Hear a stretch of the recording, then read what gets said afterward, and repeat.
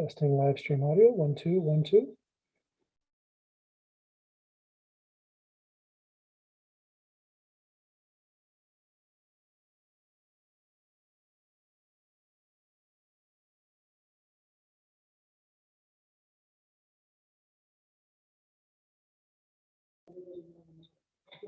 We are live on YouTube, folks.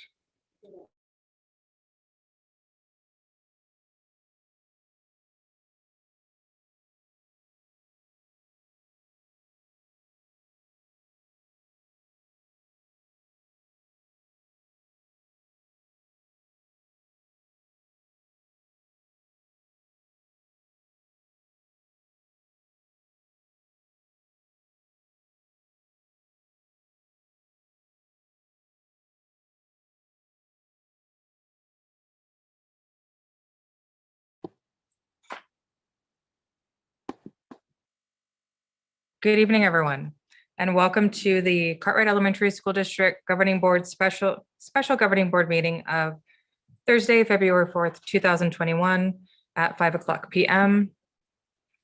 Let the record reflect the meeting is beginning at exactly 5:01 p.m. And this evening, we have Governing Board Member Pedro Lopez on our Zoom call. This evening, he is participating via Zoom. We also have Governing Board Member Ms. Ana Abetia participating via Zoom as well. Vice President Denise Garcia is also participating via Zoom, and I, Marissa Hernandez, Board President, I am participating from the district boardroom. And although members of the board are not gathered in a central physical location, we do have a quorum in attendance at the special governing board meeting of February 4th, 2021. We are meeting by use of Zoom and streaming via the Cartwright School District YouTube channel. I ask that everyone participating in the meeting, please mute yourselves when you are not speaking and unmute yourselves when you are to cut down on any background noise. Thank you. Now, if you would all please rise and join me in the Pledge of Allegiance. I pledge allegiance to the flag of the United States of America and to the republic for which it stands, one nation, under God, indivisible, with liberty and justice for all. Thank you. All right, I'd like to make a motion that we approve this evening's agenda for our special governing board meeting of Thursday, February 4th, 2021 as presented. Do I have a second? Second. Thank you, Vice President Garcia. So we do have a motion made by myself, Marissa Hernandez, and a second by Vice President Denise Garcia. Any discussion? All right, hearing none, we will do a roll call vote. Governing Board Member Mr. Lopez, how do you vote?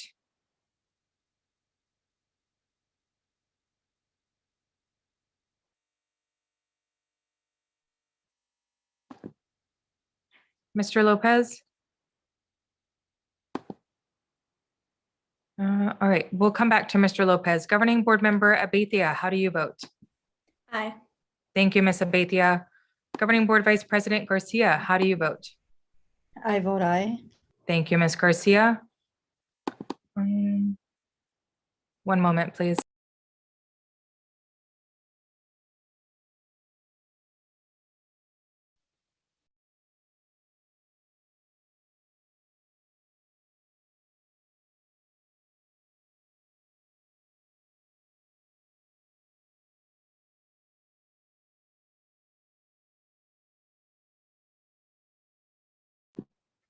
Apologies, everyone. We are allowing time for Governing Board Member Lopez to rejoin the Zoom.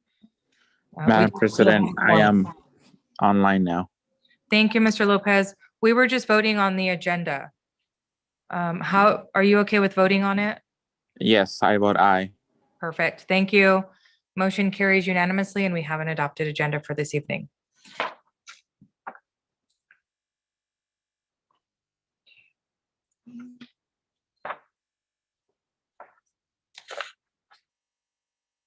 All right, so we'll move on to our special meeting items. Item 1 is discussion and information regarding informational items on COVID-19 vaccine. And here this evening with us, we do have a very special guest. We have Dr. David Engelthaler here this evening.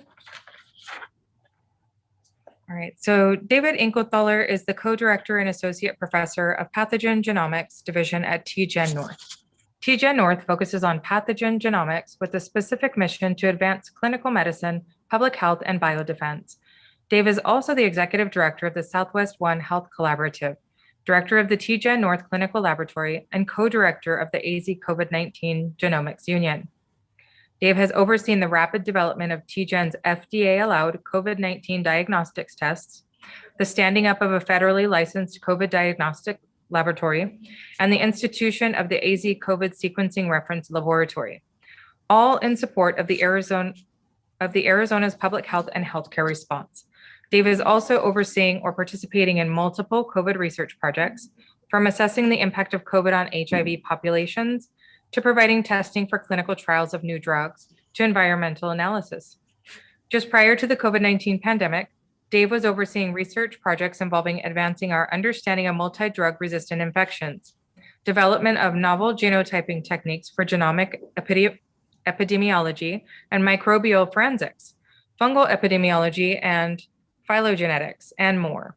A major focus of this work involves adapting and advancing the use of next-generation sequencing tools for infectious disease research and healthcare. Dave also oversees the application of the above research in real-life disease outbreak investigations, both neutral and man-made. Recently, Dave led investigations involving invasive group A strep in the Southwest, cryptococcosis emergence in the Pacific Northwest, a multi-state fatal fungal meningitis outbreak associated with contaminated medical products, and many other disease investigations. Dave is leading teams that have developed revolutionary techniques to detect extremely low-level subpopulations of resistant Mycobacterium tuberculosis in patients, weeks to months before current tests can detect resistance. Similar approaches are being applied to develop a next generation of tests for hospitals and clinicians to rapidly identify critical multi-drug resistant organisms that result in tens of thousands of deaths in the US every year. Prior to joining TGen, Dave was the state epidemiologist for Arizona at the Arizona Department of Health Services, where he was responsible for coordinating outbreak investigations and disease research activities statewide. From 2000 to 2005, Dave was also the Arizona Biodefense Coordinator, responsible for coordinating all statewide activities regarding public health emergency preparedness and response, including response activities to suspect biothreat events, such as the suspicious powders that were seen following the anthrax letter attacks. He also served as statewide coordinator for pandemic influenza and other public health emergency response activities. Prior to 2000, Dave was a biologist for the Federal Centers for Disease Control and Prevention in Fort Collins, Colorado, where he conducted research on highly infectious diseases like plague and tularemia. Dave received a PhD in biology from Northern Arizona University with a focus on genomic epidemiology and a master's degree in microbiology from Colorado State University, where he studied host vector pathogen dynamics. Welcome, and we are so excited to have you here this evening. Thank you. Thank you, Ms. Hernandez. So I was invited to come chat with you, hopefully answer questions that you guys may have about COVID and vaccines. And I'm not really sure exactly how you want this to happen. Good evening. Alma Sotero is going to translate very quickly. And then after that, we're going to ask you. Thank you so much. Alma?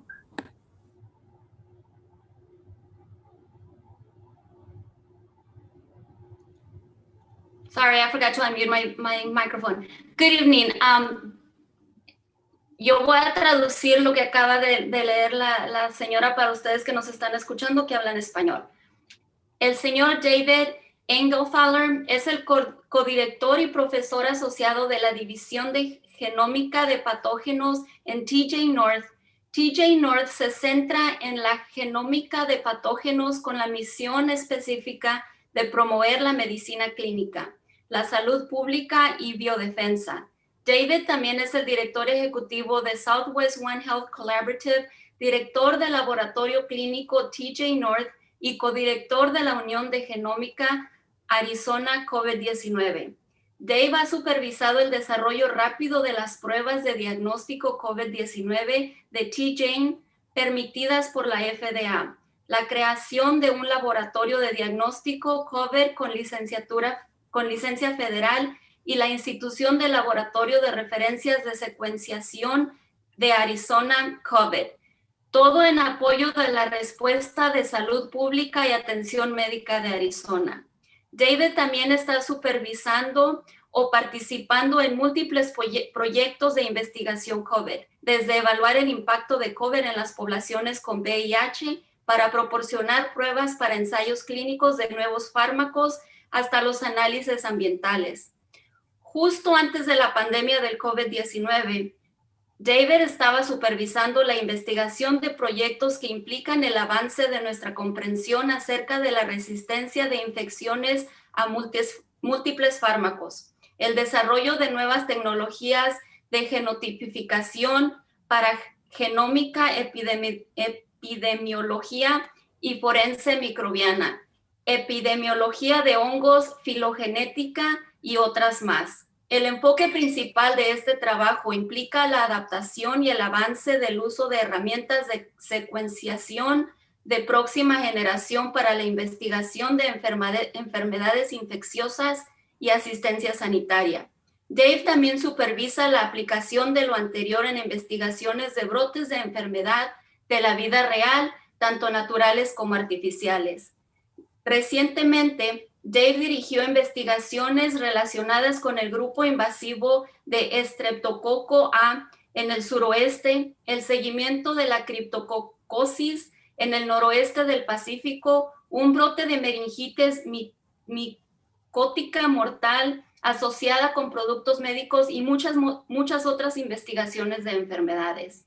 Dave dirige equipos que han desarrollado técnicas revolucionarias para detectar en pacientes niveles de subpoblación extremadamente bajas de tuberculosis, microbacterium, semanas o meses antes de que las pruebas actuales puedan detectar resistencia. Se está aplicando enfoques similares para desarrollar una próxima generación de pruebas para hospitales y médicos para identificar rápidamente organismos resistentes a múltiples fármacos que provocan decenas de miles de muertes en Estados Unidos cada año. Antes de unirse a T-Jane, Dave fue el epidemiólogo estatal de Arizona en el Departamento de Servicios de Salud de Arizona, donde era responsable de coordinar las investigaciones de brotes y las actividades de investigación de enfermedades en todo el estado. Del 2000 al 2005, Dave también fue el coordinador de biodefensa de Arizona, responsable de coordinar las actividades estatales relacionadas con la preparación y respuesta ante emergencias de la salud pública, incluyendo las actividades de respuesta por sospecha de eventos de amenazas biológicas, como los polvos sospechosos que fueron vistos después de los ataques con cartas con anthrax. También sirvió en todo el estado como coordinador de la pandemia de la influenza y otras actividades de respuesta a emergencias de salud pública. Antes del 2000, David era biólogo del Centro Federal para el Control y Prevención de Enfermedades en Fort Collins, Colorado, donde realizó una investigación sobre enfermedades altamente infecciosas como la peste y la tularemia. Dave recibió un doctorado en biología de la Universidad del Norte de Arizona con una especialidad en epidemiología genómica y una maestría en microbiología de la Universidad Estatal de Colorado, donde estudió la dinámica huésped-vector-patógeno. Thank you.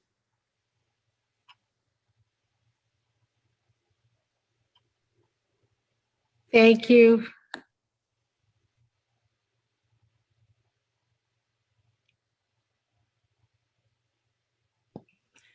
Thank you so much, Alma. All right, and so now we'd like to invite our speaker to educate us some more on the COVID-19 vaccine. Well, good evening and buenas noches, everyone. Thank you for inviting me to come talk with the board. And what I would like to do is have as much of a conversation as possible and answer questions that you may specifically have. You probably all have heard a lot about COVID and the vaccines, and I want to know what your questions are so that I can maybe best address them and have it hopefully a successful conversation. And I got to say, I wish I would have known you would have been reading an introduction. I would have given you something that was only 2 sentences long, so I apologize for that. But you know, I've been, as you could tell from my background, I've been in public health for a very long time, about 30 years, and have worked closely with communities throughout the Southwest, and especially in Arizona as the state epidemiologist, and being responsible for disease control activities in the state, and including vaccination programs. And so I state right up front, I'm a public health person. I am a proponent of vaccines, and have been for my entire career, from a perspective of I know how many lives have been saved, how much devastation has been prevented, how much misery has been prevented from vaccines. While not all of them are perfect, I gotta say the vaccines that we're using right now for COVID are going to be as close to perfect as we could even imagine, even with 21st century science, which is what was used to create these vaccines, which allowed for things to move much faster and get developed and have such incredible safety as well as effectiveness that beyond what we could have expected. So I'll admit that straight up front. I am biased in that way, mostly because I'm biased into making the biggest positive public health impact as possible. I'd be happy to talk about specifics with the vaccines, talk about potential side effects, talk about school recommendations, and would actually like to start with what the questions are and what the issues are, especially that this board wants to address. So can we have a two-way conversation this way? Yes, of course. Great. All right, Dr. Lawler, do you want to share the questions or? Madam President, members of the governing board, our special guests, executive team, Cartwright community and staff. We do have several questions. I know we sent some, but since we send those, there were quite a bit more that came in. And I'm going to introduce right now our Assistant Superintendent of District Operations, who's sort of running the show for us here when it comes to COVID safety and vaccinations and all those details. And she does have several questions, and I'm hoping it's interactive with our board too. But for now, we're going to hand it over to Dr. Mayas, and she'll start with this two-way dialogue. Dr. Mayas. Good evening, Madam President, governing board members, Dr. Lawler, executive team, and all those in attendance. Welcome, Dr. Engelfaller. We're excited to have you here with us, and our community is very anxious to have our students back, but of course, safety is our priority right now for our students, our staff, and all of our community. And so I do have a list of questions that we've generated from our community. And if I can begin, as you said, recommendations. So we'll start there. Right now, we've been using the metrics data, the data that Maricopa County provides for us to determine this, whether it's safe or not to bring our students back into school. And so, so the first question is, knowing now the hope that the vaccine brings, how do we define safe in relation to the metrics now that we have a vaccine? Madam President and board and everybody else in attendance, that there's that's probably a really big topic. A couple places to start. One is CDC recommendations. Another is the local metrics and understanding how that plays into the response. And then the third is how does vaccine weigh in on that? There's a fourth one, which is what does the science tell us too? And maybe I'll start there, and this might be things that you've already heard because you've had to make decisions about your school. But in all the scientific studies prior to COVID, there has never been any evidence that shutting down schools actually helps decrease the spread of the pandemic, even among kids. And that's with diseases that kids actually easily get and share. COVID is a different beast. This is a disease that predominantly negatively impacts older populations and other vulnerable populations that we've talked about very frequently, and not so much kids. And so it is harder for the kids to get it and harder for kids to spread it. It's not impossible, but then being in school, if you follow the same safety precautions that have been recommended by CDC, the risk of kids getting infection is no greater in school than out of school. And at certain level up to, probably into middle school, some studies that have recently come out of Sweden where they've been doing a lot of back to school, there's actually been shown to be a protective effect of teachers. Fewer teachers actually get it when school's in session than they would get it if school wasn't in session. After that, as kids get older, then there appears to be an additional risk for transmission occurring in the school, which is why those safety precautions need to be put into place. Adding the vaccines on that for adults, because the vaccine's not available for kids yet, for the teachers and staff will absolutely lower that risk if you have good uptake of the vaccine. These vaccines are incredibly effective, 94 to 95% in preventing COVID disease, and nearly 100% in preventing serious disease and 100% in preventing death from COVID. So these vaccines are really a godsend and will make that difference. I don't know how quickly and how much access the teachers and staff in your school district have to vaccines right now. I know that there's been slow rollout problems, but I do know that they're eligible, not eligible in all states. Thankfully, Arizona is making them a priority group. And so that would be good to know. But that will certainly just essentially eliminate that concern if you have a very high uptake of vaccine in the teachers and staff. So between now and then, thankfully the metrics are showing a precipitous drop in cases. It's not gone away, but the winter surge is essentially ending. We're seeing that. It will most likely start to level out and to a baseline level of cases here within the next couple of weeks. That will probably be around for a while. And then we'll see spikes in places that did not have significant cases previously, some communities, as well as continued cases where there's not much vaccine uptake. So hopefully the vaccine does roll out over these next several weeks. And so I think I've tried to touch on all those different pieces, and maybe not satisfactory on some of them. So please let me know if I didn't answer all of that.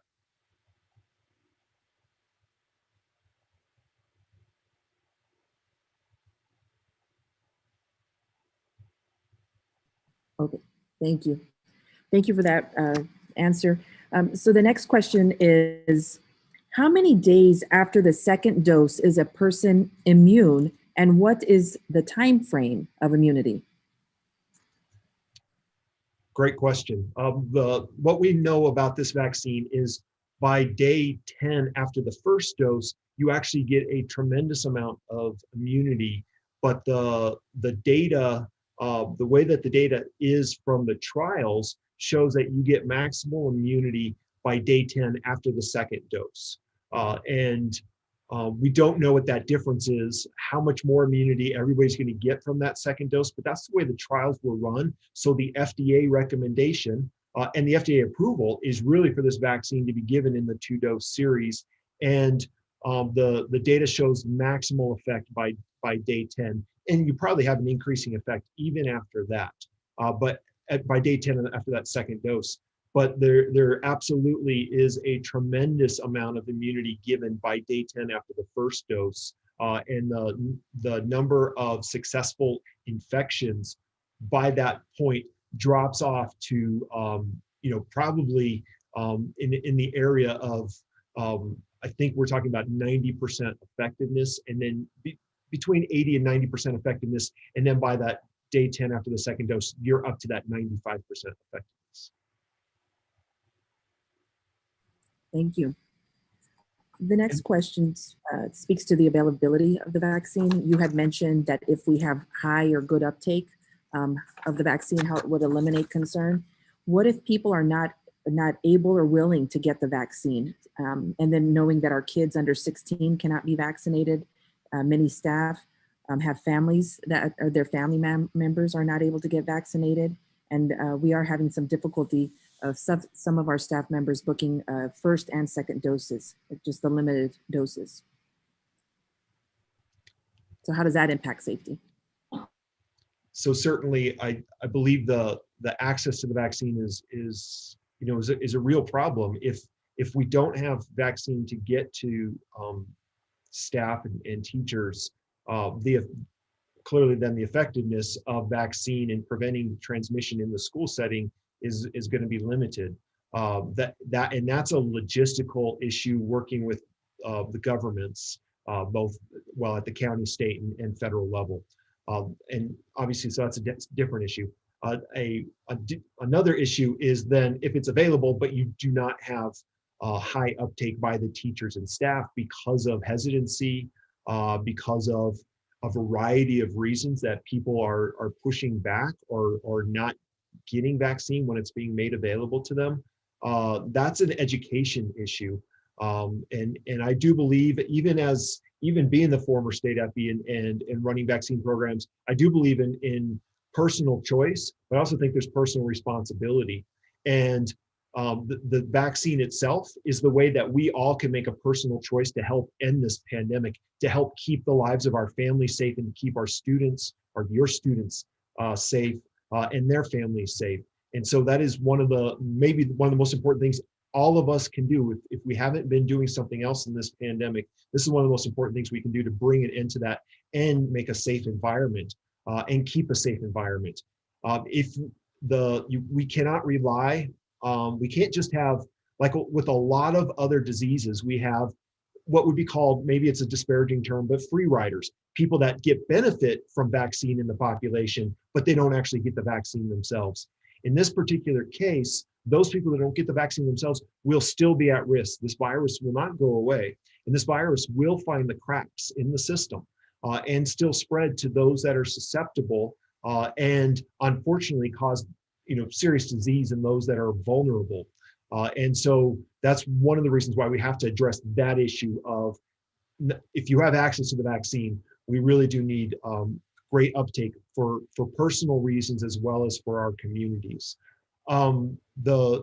The CDC, and I agree with this, has come out with a statement that says schools can absolutely reopen safely without vaccine. Following those recommendations, knowing what we do know, we can limit the amount of spread at a level that would be the same level if schools were closed, meaning that schools are not a cause for spread. They're not increasing spread. They're not causing an increased risk to staff, teachers, and to students beyond the risk that already exists all around us now. And then following those recommendations on masking and distancing, really important and very difficult, I understand. But those are things that can limit the risk to not having an increased risk with school in session. Hope that answers the question. Yes, thank you. If one has already tested positive for COVID-19, would you still recommend the vaccine?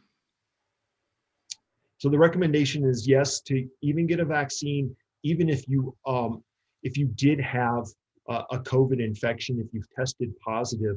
And there's a couple reasons for that. One is that not everybody who tests positive actually, one, will have had the disease, but the vast majority would have. They would have been infected with the virus. There's very few false positives on the tests. But more importantly, not everybody generates a complete immune response, and the vaccine would help ensure that.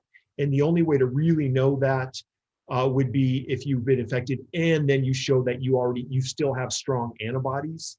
Vaccine will probably only have a very limited additive effect to that.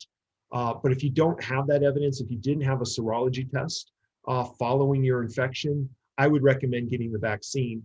I think that's a secondary priority versus people that were never infected and haven't gotten the vaccine. but I still would recommend getting the vaccine.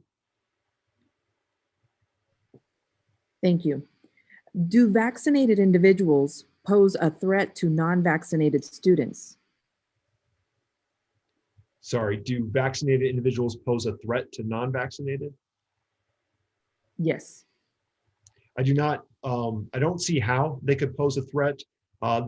Being vaccinated, the vaccine itself is not like getting a mild case of COVID that you could spread, like some of our other vaccines, the older technology vaccine.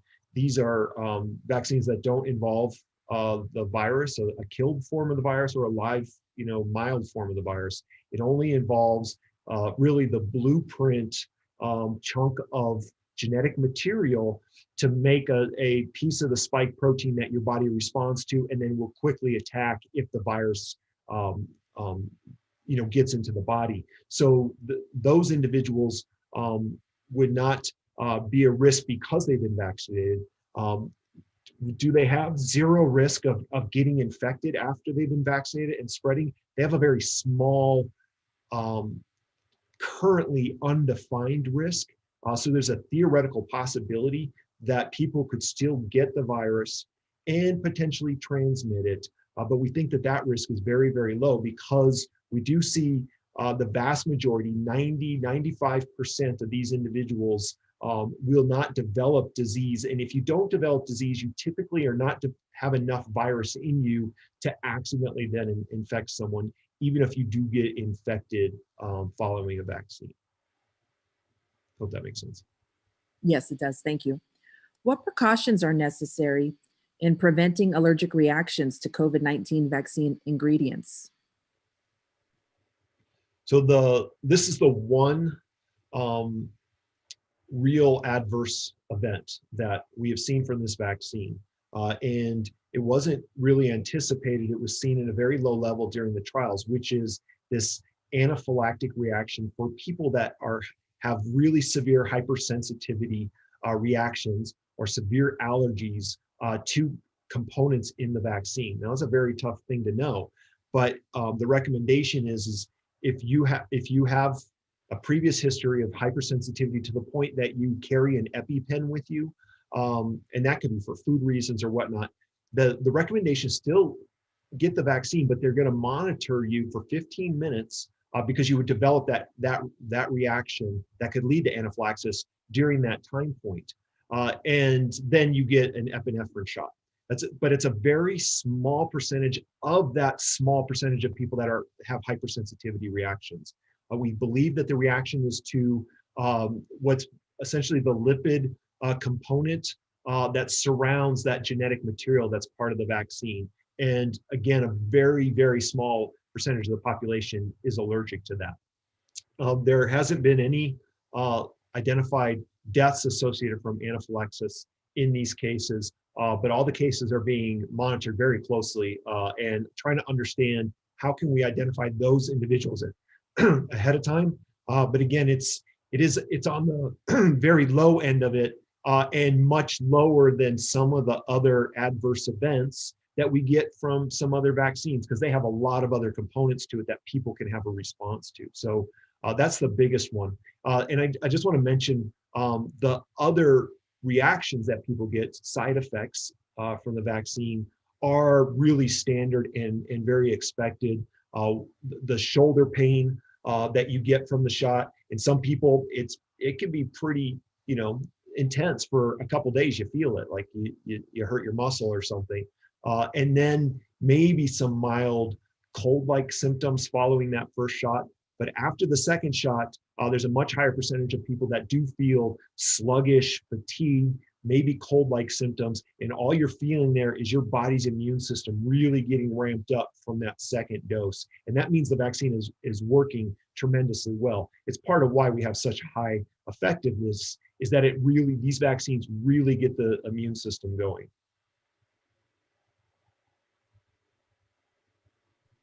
Thank you.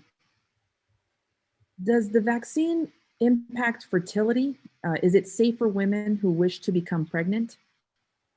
Yeah, there's no impact, effect, documented evidence of impact on fertility at all. These have definitely stemmed out of internet rumors, which is very unfortunate and really very hard to tell truth from fact, because they show up maybe in trusted websites or trusted news feeds or trusted friends that pass this along.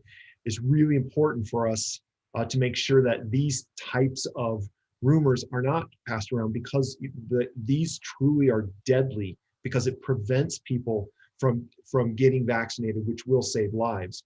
So there's no impact on fertility, and it is safe for women. It's been shown to be safe for pregnant women and breastfeeding mothers, and they're both in the recommended class for getting vaccinated.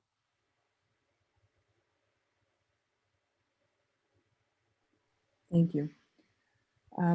Some other staff said, why should I receive the vaccine if I do not even get the flu vaccine?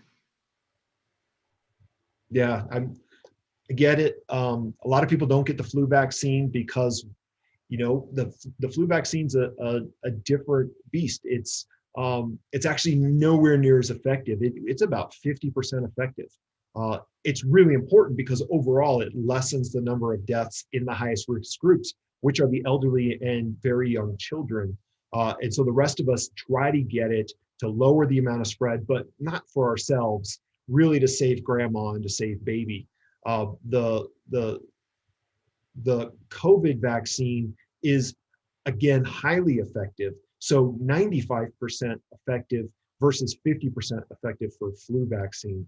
I recommend everybody to get the COVID vaccine, because even though the vast majority of us are not at high risk for serious disease, there are still outliers and one-offs. And if you don't get vaccinated, your chances of getting infected are going to continue through this, because the virus is just not going to go away. At least we don't have any evidence that it will.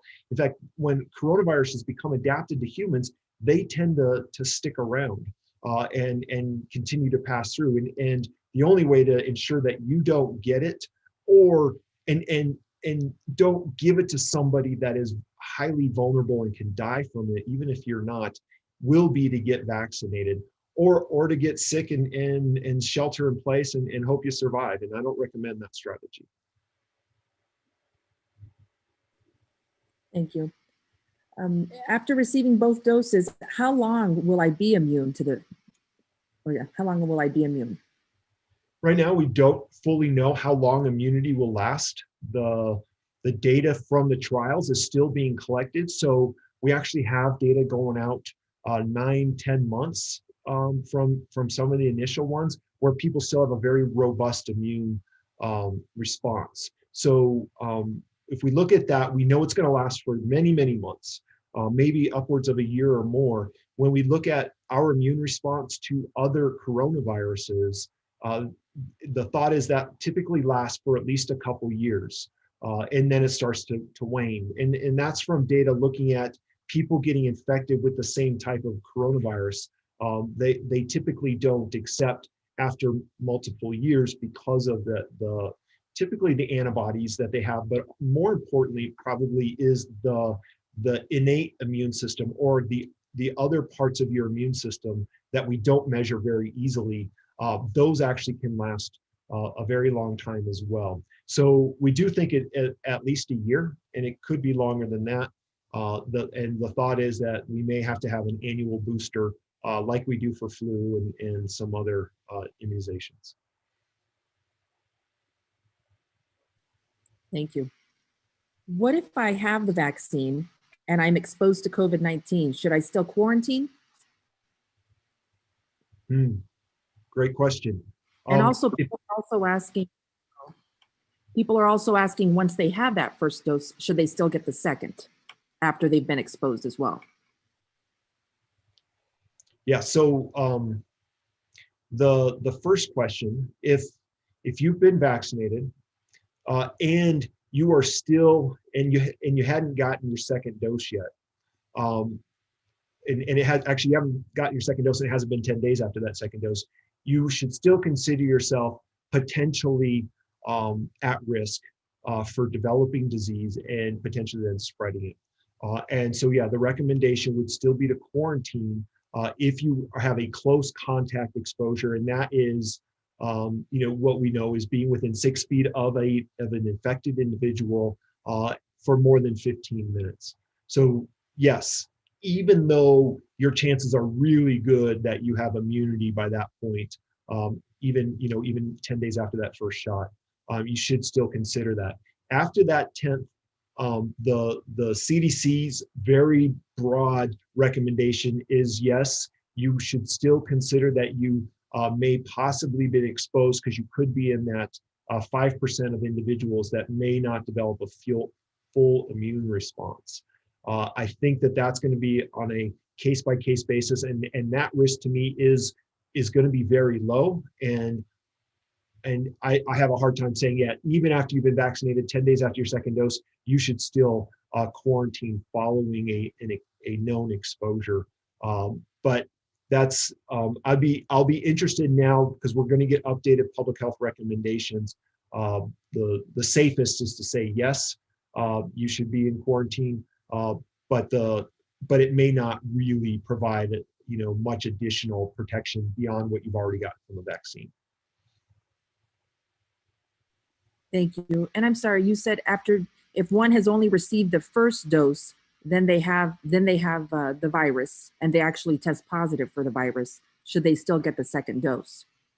Good question. Sorry about that. So if you actually get infected during the course of getting your series, the recommendation right now is to wait 30 days after your COVID infection is gone before you get that next dose. But the recommendation would still be to get that second follow-up dose.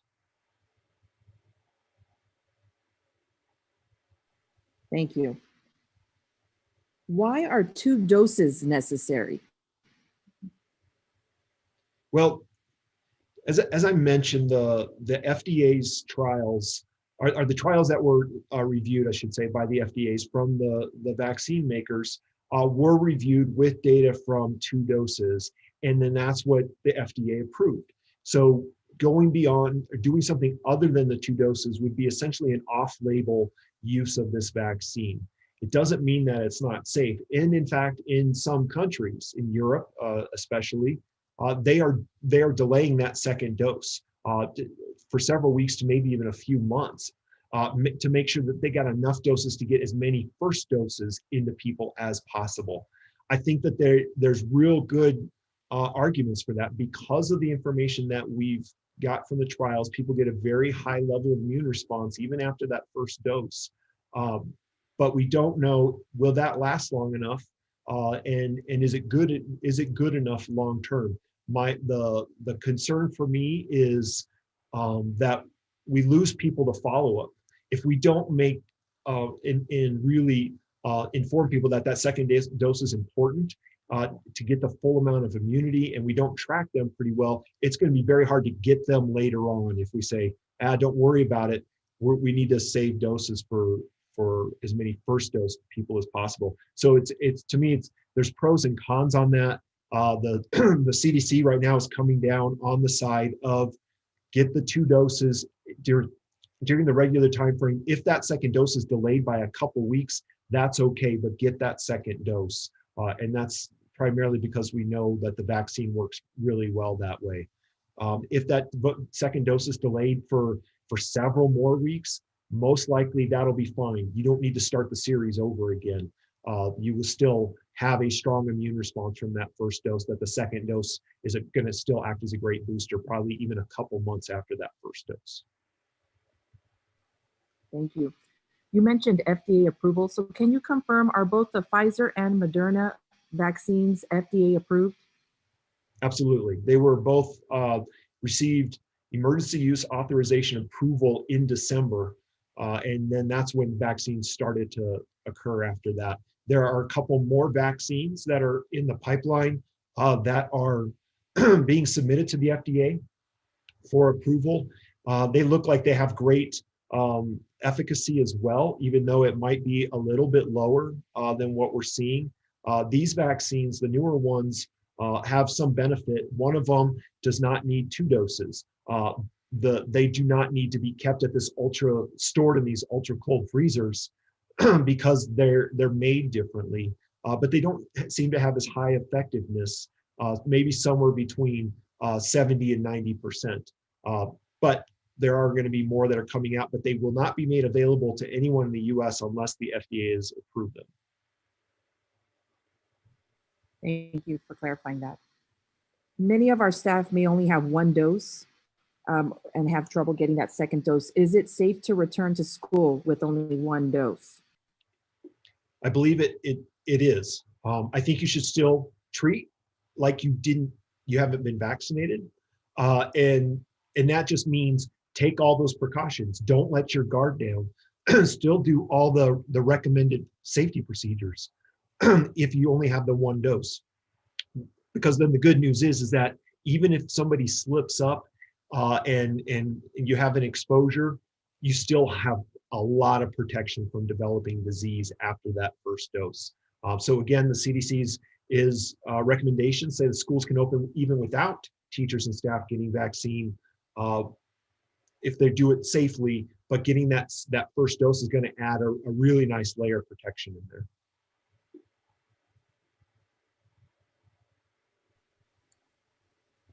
As mentioned, some staff are having difficulty getting that second dose. You mentioned a 2-week time frame ideal, but what happens if a staff member cannot get that second appointment or that second dose within that recommended time frame? Yeah, so in the 2 weeks, I think we're seeing some delays in a couple weeks beyond the interval that's required. So for the Moderna vaccine, that's 4 weeks minimum, and then it could be 2 to 4 weeks after that without any risk. And in my understanding of this and what we've seen so far, it could probably be even extended for 2 months after that interval. The Pfizer one is 3 weeks minimum. So you should not get that second dose before the minimum period of time, but it can be delayed out. I still have a lot of confidence in the vaccine, even after one dose, because the immunity still continues to build, even as the further away you get from the original shot. But really got to work to make sure we get those second doses in. Thank you. This question is similar to one you've already answered, but I'm still going to ask it just because it's worded differently. And so I'd like to hear your response. If the metrics are still in the red, as far as there's still substantial risk in our community, what risk is the district taking if we still choose to reopen? The one thing about the metrics that's good and bad is that it's looking in the past. The metrics are telling us essentially what happened 2 weeks ago. So what's good about that is that we're actually getting the most accurate data, because the data we have for today is not as highly accurate because we're still waiting for reports to come in and tabulating all that. So we can rely on what happened 2 weeks ago. And so there is that delay in that data. So what to me is more important is the trend when looking at those metrics, and then adding in what we know about what's happening over this most recent 2 weeks. And we know that trend is going down. Now, I don't want to speak counter to, because I don't know the Maricopa County rules and regulations about what it's telling you as a school district about when you can and can't. But what we know right now, even if the metrics are still in the red, they're going to be dropping down into the yellow and most likely into the green here within the next couple of weeks, based off of what we know about what's happening right now. Thank you. If someone has side effects from the vaccine, should they get a COVID test? If someone has side effects from the vaccine, should they get a COVID test? So side effects from the vaccine would not represent a case of COVID. However, there is a possibility, especially with the first dose, that you get that dose right around the time or maybe soon after you had an exposure you didn't know about, and you start to develop symptoms. And it would be really difficult to determine if you develop those cold-like symptoms and and you just got vaccinated to say, oh, that's just the vaccine and it's not the illness. What we recommend is if people are really experiencing COVID-like symptoms following a vaccine, they really should either wait a couple days and see if does that clear up right away, because then it would have been the vaccine, because those symptoms do not last really beyond 48 hours. And then if the vast majority of people feel back to normal after that. But if it were to linger, or if it was more severe or more specific COVID-like symptoms like loss of smell and loss of taste, I absolutely would recommend getting tested for sure. But most people are going to feel some symptoms, and it's going to be hard to say, oh, that's COVID or that's the vaccine. I would definitely, give yourself some time, and for me, it's 48 hours to just prove to yourself that I'm just feeling the effects of the vaccine. Thank you. Does the COVID-19 vaccine protect against the new variants? So everything we know right now is yes. This is something that's being studied very closely. There are multiple different variants that have emerged in different parts of the world and are spreading. And we actually see some in Arizona as well. These variants are typically ones that there's mutations in a particular part of the genome that really helps the virus replicate faster and spread faster. And that's why we saw what happened in the United Kingdom with one of these variants, and also in South Africa, where they can actually spread and become the dominant strain in those populations. Some of these variants have picked up a mutation, a very specific mutation in the spike protein. So that's the spikes on the outside of the virus. The genetic sequence for that, there's a few places where it looks like it may affect immunity, meaning that antibodies that would normally attach at that spot may not be as effective attaching to these new strains. And therefore you get what we call a little bit of immune escape. But right now, even with the presence of that mutation, we feel that the overall immune response is still enough to stop another infection, and that we're not getting escapes from the vaccine. It does mean that what we knew would happen is that the virus will evolve and pick up mutations. That's occurring. And so several of these could happen. You get larger immune erosion that we do need boosters to address those new variants. Right now, that's not needed. The vaccine companies, the great other thing about these new vaccines is they can be readily adapted to address these mutations very quickly within a matter of weeks. And they're already developing that just in case, but they're also essentially proving the process for developing these boosters. Not because we don't think that the vaccines work against all available strains right now, because from everything, all the information we have right now, they do. Is it true in all trials for the two vaccines that all that were vaccinated that there were 0 deaths? And if that is true, to go along with that, if we use statistics regarding COVID-19 and deaths, had they not been vaccinated, approximately 150 of those 75,000 would have died otherwise? Yeah, so the first part is true. There weren't any deaths from either of the two vaccines that have been approved by the FDA during the trials, where there were deaths seen in the placebo part. It's so they can make estimations on the numbers of lives that were saved in the vaccine side of the trial. I don't have that right in front of me, but that the supposition is definitely true. But part of the problem when you do these trials is that you don't know how many people actually end up are going to get exposed. That's why they do the very large trials. We had 30,000 people getting the vaccine versus 30,000 that didn't, and then they just track them over time. No deaths. In one of the vaccines, there was 1 or 2 serious cases that were seen in the vaccinated. In the other vaccine, no serious cases. So almost a complete elimination of serious cases, where they saw hundreds of serious cases in the placebo. And then 95% of individuals, 94 and 95% of individuals not developing any COVID-like disease. So yeah, so that is where those numbers come from. Thank you. What if someone receives the second vaccine a day early? Is that going to be a problem? Or what risk is there?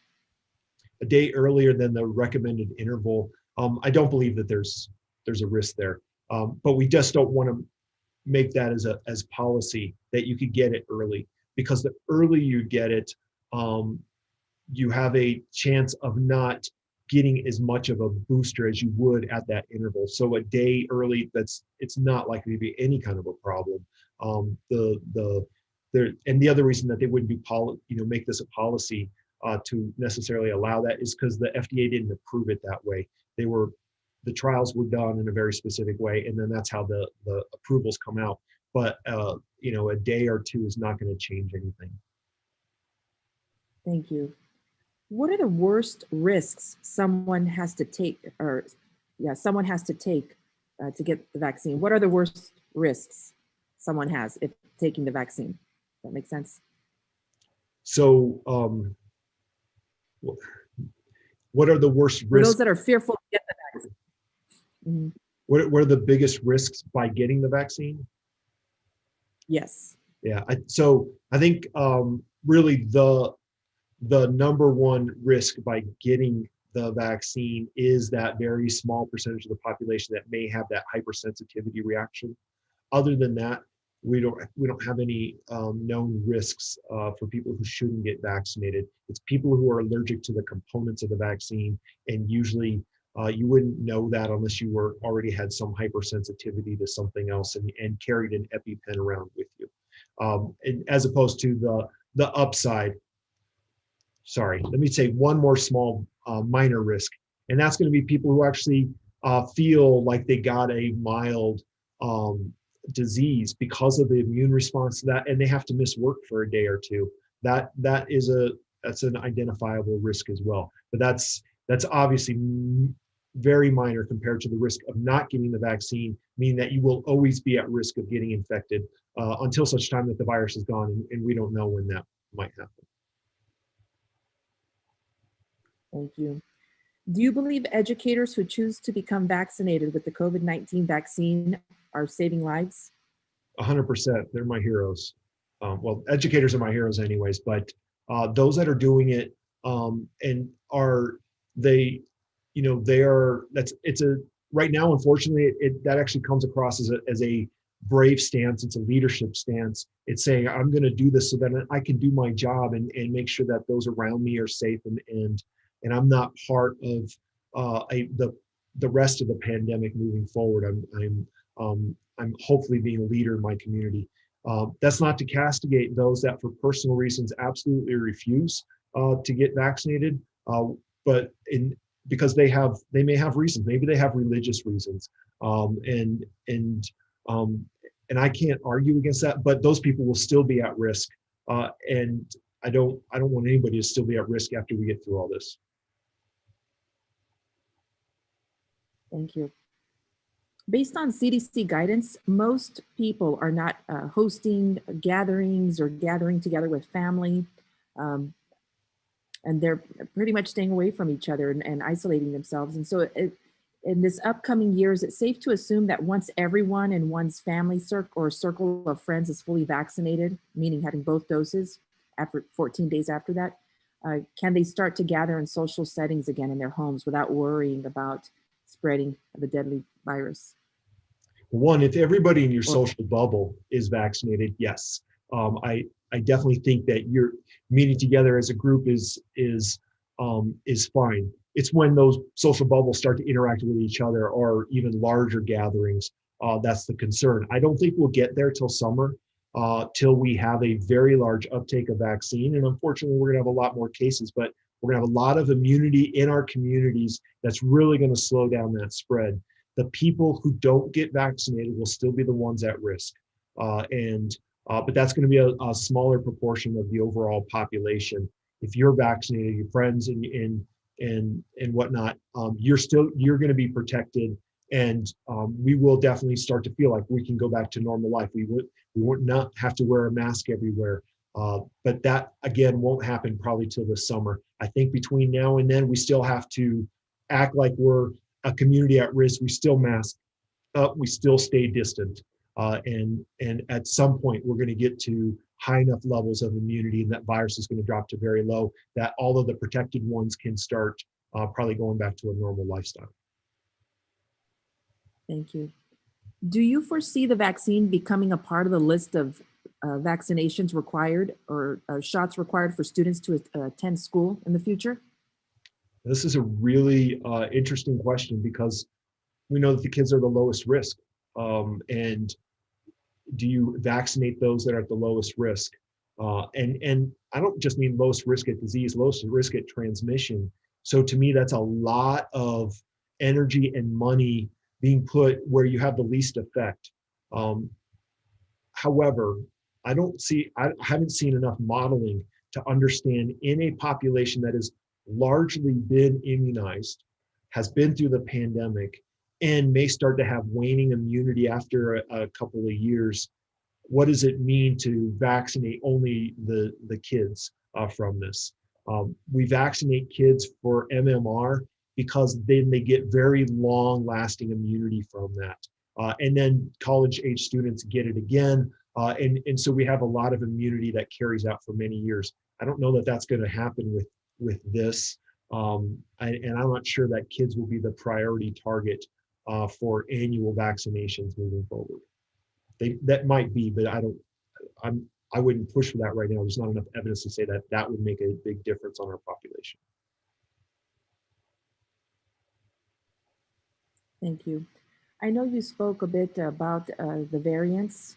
And this question, I'm going to go ahead and ask it just in case it's different, or if you have any feedback regarding. The UK and South African strains of COVID-19 have a much higher transmissibility rate. How effective, so with that, and just what you know about it, would you recommend a doubling up with a mask, or what are your thoughts regarding those two strains? So one thing to know is that the strains that we've already been seeing and experiencing they move very fast. They replicate very well. They transmit very well. This is why we've, certainly in Arizona, we've absolutely been seeing very high numbers that we really can't seem to control. The virus itself is not the way it is now. It's not completely controllable by these recommendations. These recommendations help slow the spread, and they help protect the vulnerable. And the fact that we may have some supercharged strains means that the virus will move even faster. It puts much more impetus on getting as much vaccine out as possible, because that's the most effective way of slowing the spread, by taking away people that the virus could infect, essentially. I do not recommend necessarily doubling up of masks or doubling up the distancing space. I do think that it's good for people who don't normally congregate together to stay as distant as possible, at least 6, maybe 10 feet. Masks need to be worn in a way that's healthy and safe for the individual, which putting too many layers on is not advisable. Especially some people may actually start to experience breathing problems with that. If you wear 2 of the 2-ply of the hospital masks that are very common, that actually does provide an additional level of protection, and certainly is not going to hurt, because you can probably still breathe through that pretty easily. But I don't, I think broad-based recommendations, some people are wearing very thick cotton masks already. Doubling those up, I think, could actually start to cause problems. Thank you. I know you spoke some to fertility, or just some of the rumors and the impact on fertility, but this is it's a question that's related, but I still want to ask it. So for someone who's waiting for scientific results of successful pregnancies before getting the vaccine, I guess there's evidence currently circulating regarding irregular placenta formations for those who do take the vaccine. And then also, again, just evidence of success. There's, I guess, just if you could speak about that for those that have anxiety around that topic. Yeah, again, a lot of the evidence or information that's passed around is not scientific or published information, and is really more rumor that that was someone's fear that becomes someone's fact that gets spread around. I have not seen that evidence. I'm not going to say it doesn't exist, because it's hard to keep up on all the preprint science and the published science that's coming out every single day. But trying to watch that closely. So I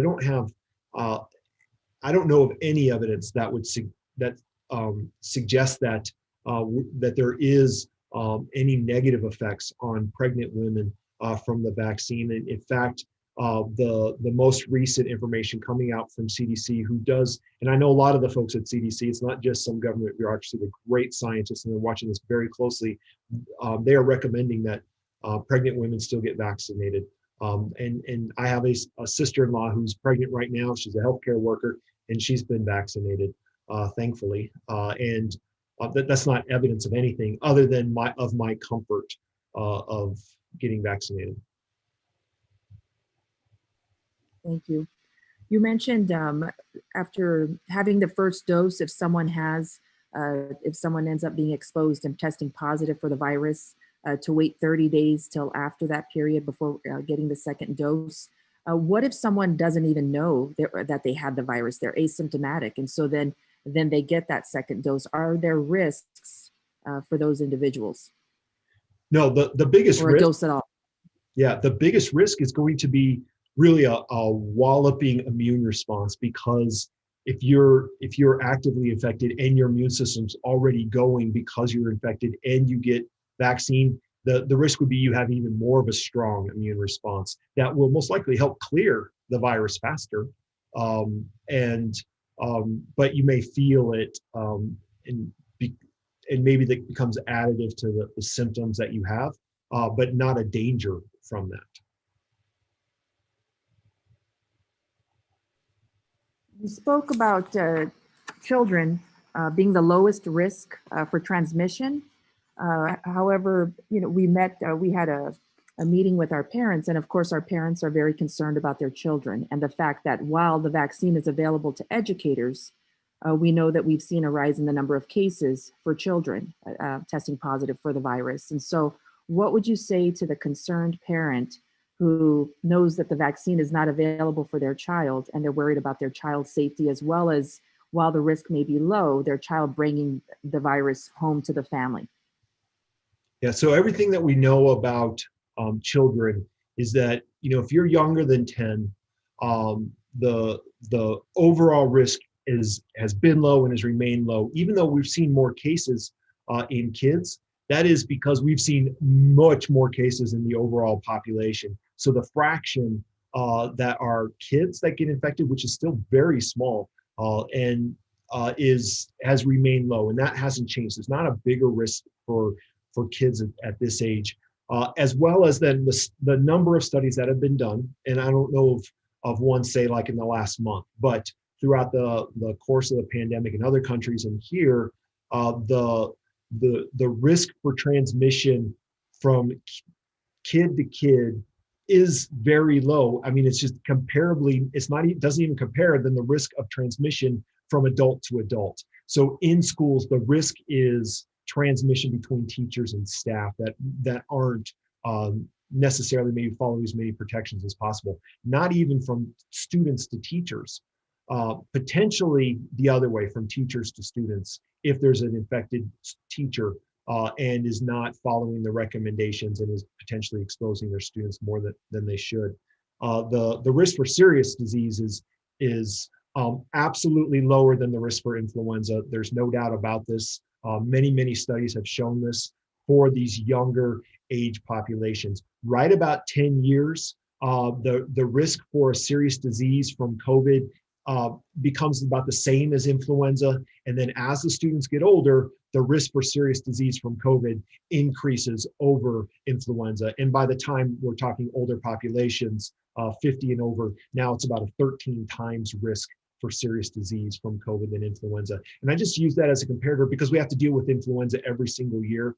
And it does spread in our communities, and the vaccines aren't that effective at really reducing it. So we have a lot of influenza, and we don't shut the schools for influenza And we shouldn't, because there's no evidence to suggest that it helps. That probably doesn't provide solace to parents of young kids who've been very worried about this. Their kids have not been the thing to worry about. It's been the parents and the grandparents are the ones to worry about, and the transmission from the parents to the grandparents, not from the kids. This is just, it's not to say it doesn't happen, but that risk is very low. We have lots of risks we have to deal with in life, and this is just not one that should not rise to that level of concern. I don't know that provides help for the parents. I get that. They're going to believe what they need to believe. And first and foremost, they're going to protect their students. But that's where there's been a lot of misplaced energy around there that's done a lot of damage that I think is going to be hard to undo. Thank you. In a population of 100,000, how many need to be vaccinated for herd immunity? How many per 100,000 may suffer extreme side effects that require hospitalization from the vaccine? I apologize. It sounds like those are two questions. So first, again, speaking to herd immunity. So the concept of herd immunity is that you get enough individuals in a particular population that have either had the disease or had the vaccine, and therefore they've developed enough immunity that it suppresses the spread of a pathogen. In some cases, it makes the pathogen go away. And that's the ultimate goal. With a pathogen like this that will still linger in the background, herd immunity is not going to take away all risk. We don't know what that absolute number is. We think that it's got to be much higher than for other diseases. So with flu, we tried to get immunity levels of about 60 to 70%, and that really does lower the overall spread and damage we get from influenza in a community. For this, it may be higher than that. It might be 70 to 80%. Doesn't mean 70 to 80% have to be vaccinated, because we're not going to get that high a level, but we already have probably 20% in many communities, maybe 25% immunity levels we're already hitting because of exposure to the disease or to the virus, and having generated natural immunity. So what vaccine is just going to be additive on that. And we don't know that there's a magic number.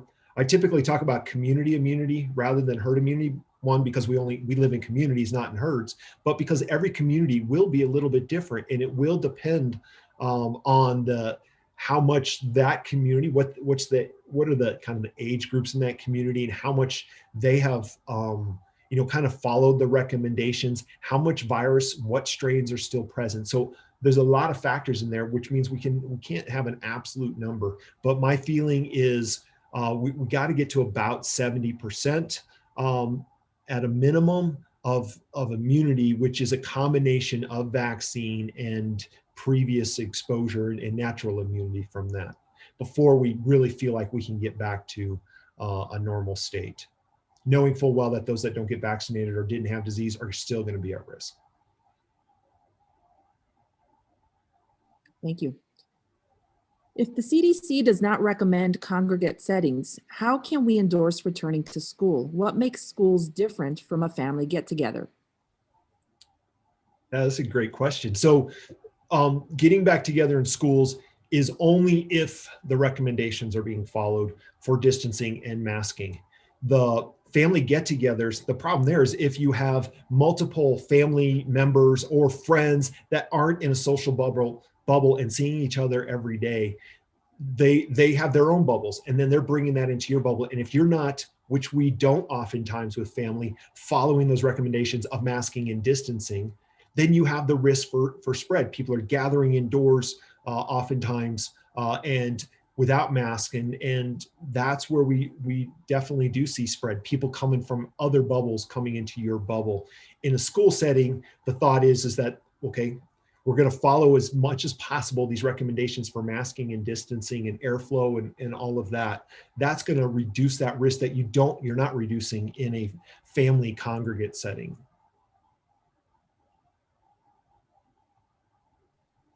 Thank you. Back to the question. So how many per 100,000 may suffer extreme side effects that require hospitalization from the vaccine?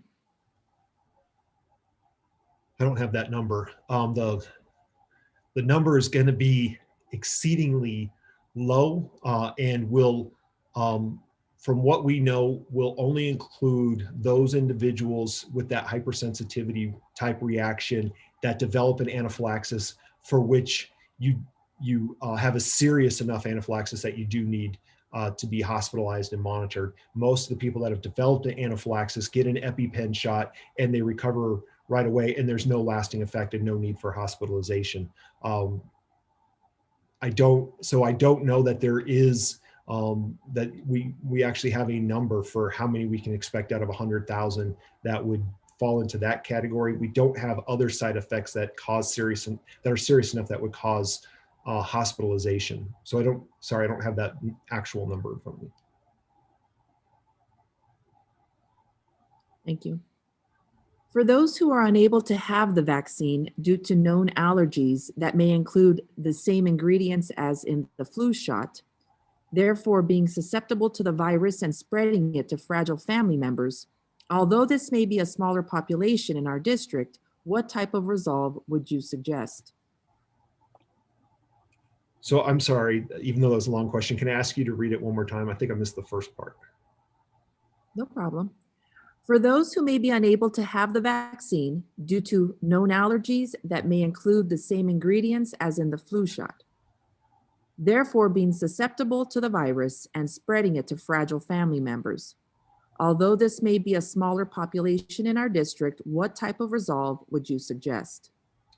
So I'm assuming what type of a resolve, meaning a resolution or a recommendation. So yeah, there will be a very small number, but they're going to be real, and perhaps they want the vaccine, and they'll be recommended against it. Those individuals may perhaps be able to get one of the other vaccines that comes out later. We'll see, do we have a similar allergy reaction to any of those vaccines? So hopefully at some point there will be an option for them.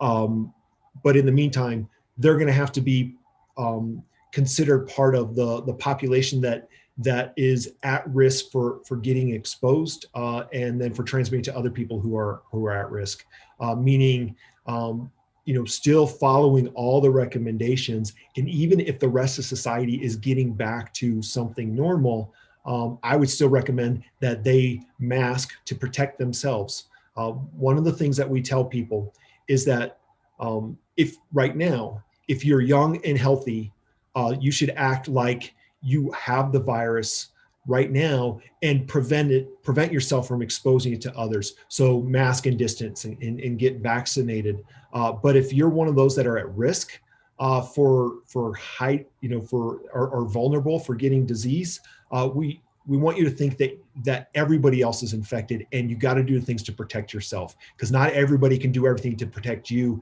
You have to take it upon yourself to protect yourself.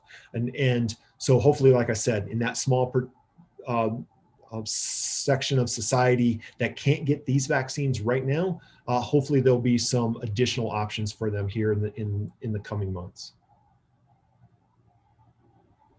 Before I get to the final question, someone shared an article, I guess, that you had sent, or that from the first of the month, where you state vaccines aren't the only thing that'll stop this. Do you recall that article? And is there anything you think that you haven't shared right now that would be pertinent to share with our community at this time in regards to not being the only thing that'll stop this? I'm assuming that's a quote in like a news article. From you, yes. Yeah, vaccines aren't the only thing. I think the context of the question is, right now, as we're getting vaccinated, we can't just say we can lower our guard on everything else because the vaccines are here. We still have to do everything we can to slow down the spread and protect the vulnerable. I do believe that by summer, we're going to be at a spot where, will have been the vaccines that have got us there. Unfortunately, the amount of natural immunity too, that the levels are going to be slow, and the people who are vaccinated will be safe. The ones that aren't are still going to be at risk. So the context of that is that we can't just rely on the fact that vaccines are here. We still all have to do our other part, which is following the recommendations, keeping masks, staying distant, protecting the most vulnerable. Thank you. All right. And so, so I believe this will be our final question. So as you think about all that you've shared so far, are there any last words as to why our teachers and communities should get the vaccine sooner rather than later, as soon as possible? Any last words? Yeah, maybe the one thing I want to mention, and also want to just thank you for asking these questions.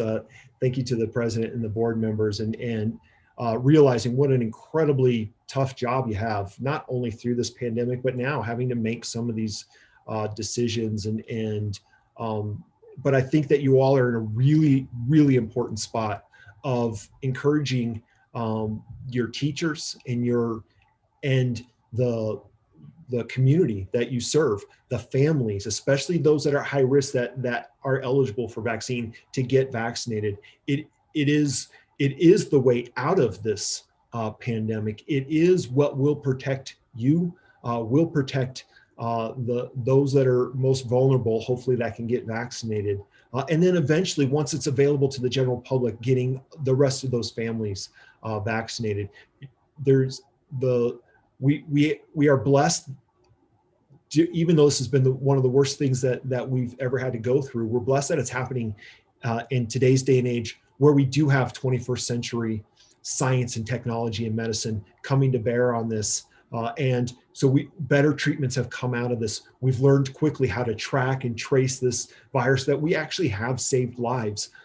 And right now, the single biggest thing we do is these new modern age vaccines have been able to be brought to us within the same time period of the pandemic, within a year, and rolling out.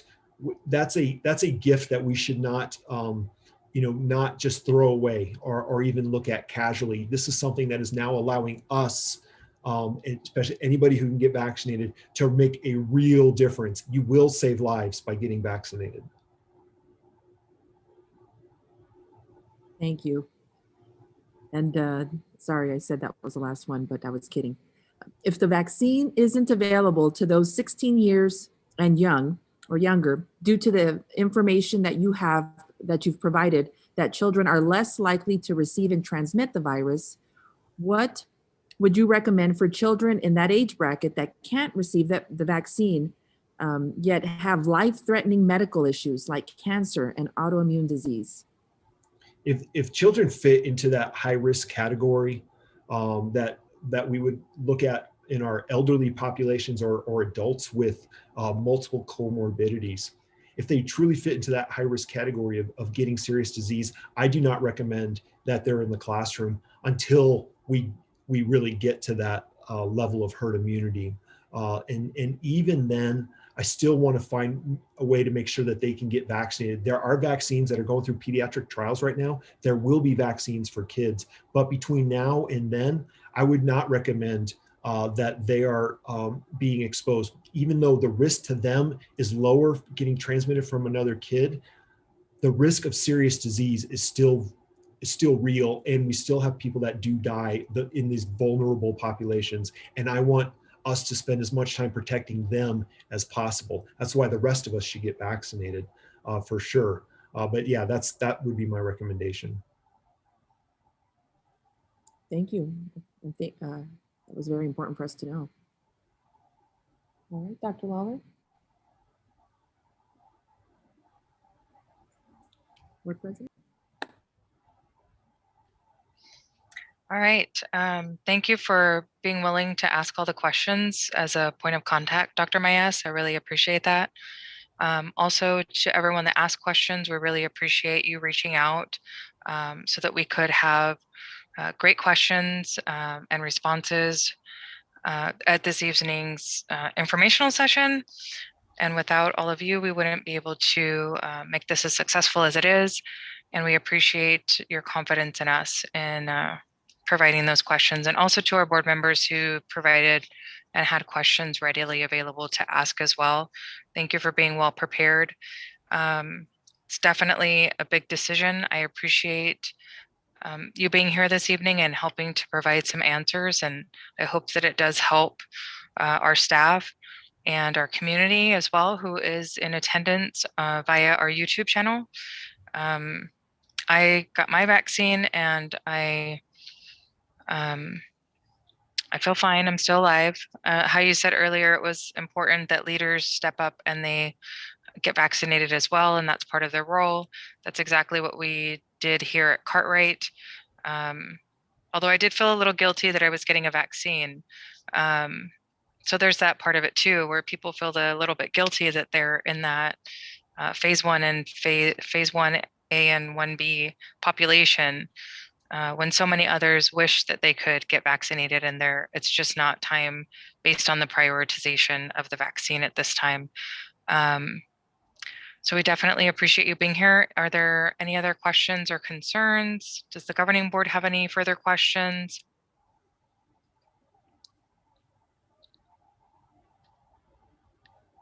All right, if no other questions, then we can go ahead and end this part of the session.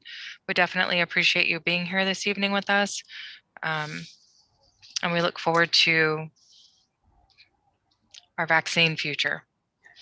We'll see how it goes. It's a tough decision for, as with anything in life, this is all new. COVID it's been here for a little over a year now, or we're at the year mark, and it's all very new, so very scary. Lots of unknowns, and that's definitely where some fear can come from. So we appreciate you being here to debunk some of those myths and provide factual details to us. Thank you. Thank you, Madam President, and thank you, Board. Madam and President, you all. members of the governing board, executive team, staff, and community watching us from YouTube. I also would like to express our deep grateful thanks for your taking this much time with us. Just like our board president said, it is a lot of information to take in, and we want to be able to provide our community, our staff, our teachers with the best up-to-date information. I again thank you so much, and also to Mr. Contente Cuomo for inviting you here. I'm very grateful for that. And I would like to ask if Ms. Alma will do me the honors of sharing with our Spanish community how we're going to make sure that they get access to all that very valuable information. So, Ms. Alma. Muy buenas noches. La doctora Aguilar Lawler quiere que comparta con todos ustedes que nos están escuchando, que hablan español, que vamos a traducir todas las preguntas y todas las respuestas y se las vamos a mandar a los padres por correo electrónico y por nuestros medios sociales, las páginas sociales también ahí las vamos a poner. So, de mañana a lunes vamos a tener todas las preguntas y todas las respuestas para todos ustedes.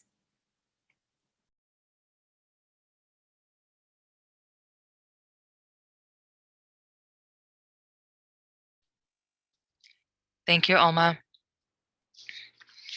All right, Dr. David Engelthaler, did you have anything else that you'd like to add to the conversation before we move forward?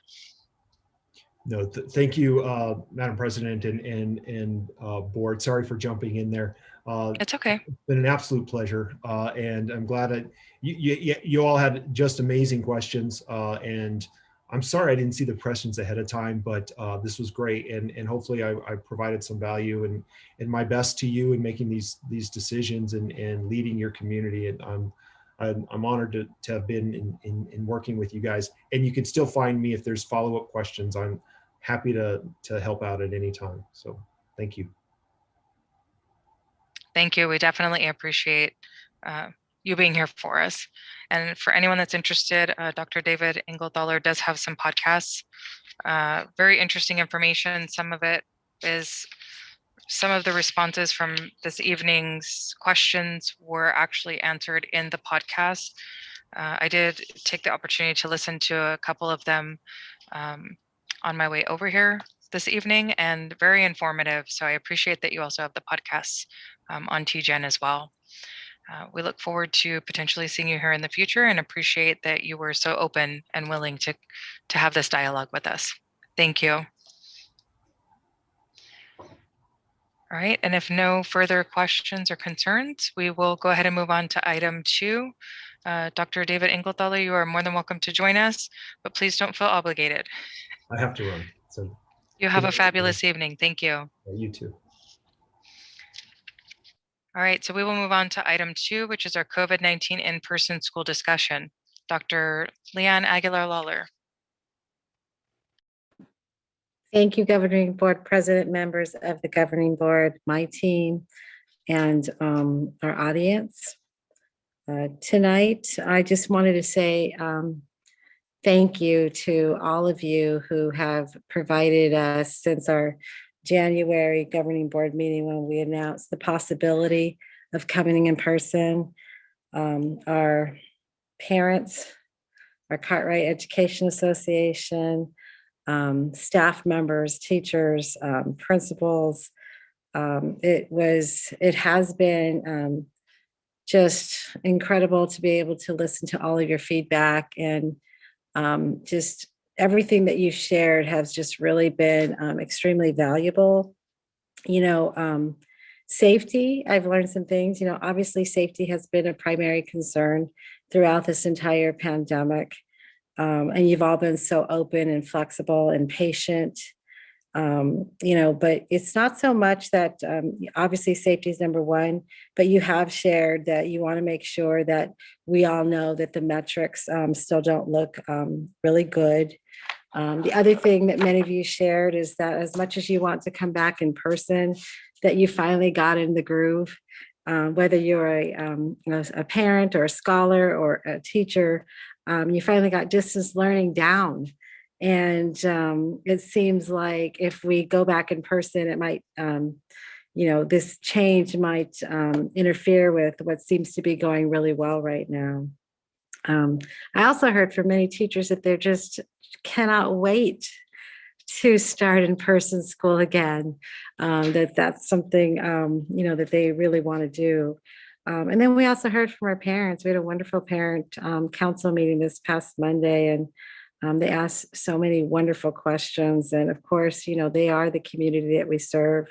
They want that choice to stay virtual or in person, and they want to keep their same teachers. They shared that whether they come in person or if they stay virtual, they really love their teachers. And so that's going to be very difficult for them if they don't have the same teachers, and much, much more. And just so I want everybody to know that your governing board, myself, my team, your principals, we're all listening. And we're going to continue to listen as we make these difficult decisions moving forward, because safety is going to be the primary, it's going to be first. But also, working together to make the right decision for our community. I've always said Cartwright is a very unique and special community. And so, all the data that's around us has to be pertinent to our community. So I do really want to thank you all for taking all that time to reach out to me, to the governing board, to your principals, to the executive team.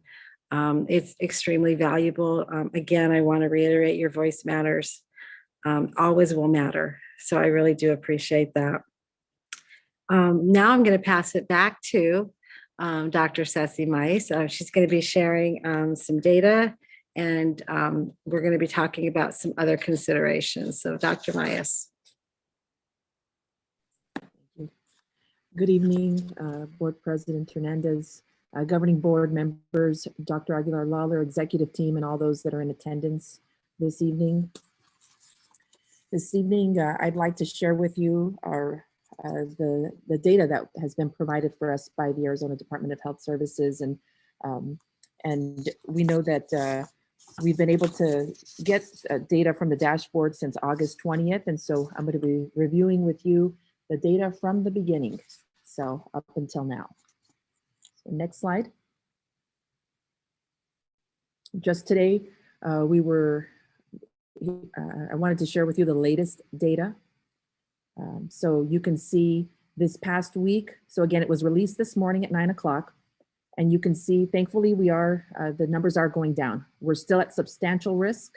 It's still recommended that we continue with our virtual or distance learning with on-site support. You can see that the weeks prior and how this past week's data, for every 100,000 people, we were at 728 that had the virus, and we've decreased to 577. So that's again, a significant decline. And so we're grateful for that. You can see as far as percent testing positive, this past week's data was at 28.13%. And you can see this week, or as of today, we've decreased 25.27. So that's a significant decrease as well. Again, still in the red, but we're going in the right direction. As far as COVID-like illness in the hospitals, you can see this past week, it was at 12.5%. And once again, the numbers are going in the right direction, and we are at 10.3% this week. Again, still in the red, but things are getting better.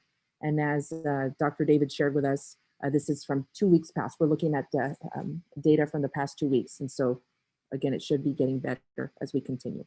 So that's the latest. And now I want to show you, we want to make sure our community is aware of just where we've been and where we're at now and what the data look like. So if we can go to the next slide. All right, so first we're going to take a look at cases per 100,000 people. And again, this is an average of our 3 zip codes. So we're looking at the Cartwright zip codes, 85031, 85033, 85035. And this is an average of our data. And again, while we closed in March, we know that the Maricopa County was not providing data for us at that time. It took them time to develop this metrics. And so we began receiving the data on August 20th. And from that point, every Thursday, they release the latest, looking again at the past 10 days. And so you can see while we were in closure on August 20th, we were in the red, and that was at 135 people per 100,000 people that had the virus. You can see it went down slightly to 123, and again, lowered as low as 41.27 was one of the lower points. But then started to increase. We know we had fall break. During that time, we saw the numbers start to rise. And then we knew we were approaching the flu season, and you can see how the numbers again started to increase. And then as we approach the holiday season, we know again, our Dr. David Ingolthaler was sharing the importance of social distancing and just keeping and social distancing and keeping that guard up. And unfortunately, not everyone did that. And you can see the numbers increasing as high as the highest we got to was 800, this passed on January 21st, 878 cases for every 100,000 people in our zip code. Thankfully, we've declined, or we started to see a drop the past couple of weeks. And then I showed you this past, or today's data, where again, we decreased. Next slide, please. Now this is a percent positivity. Again, those testing, those that are living in our zip codes and testing for the virus, and here's percent positive. You can see back in August when we started to get the data, how we were at 17%. And again, that was really high, and how it increased. And again, as we started to decrease, and we were hopeful with the decline, but then we approached that fall break, and again the flu season, and you can see it start to go up. And then you can see in January we reached our highest point at 31.66% positivity.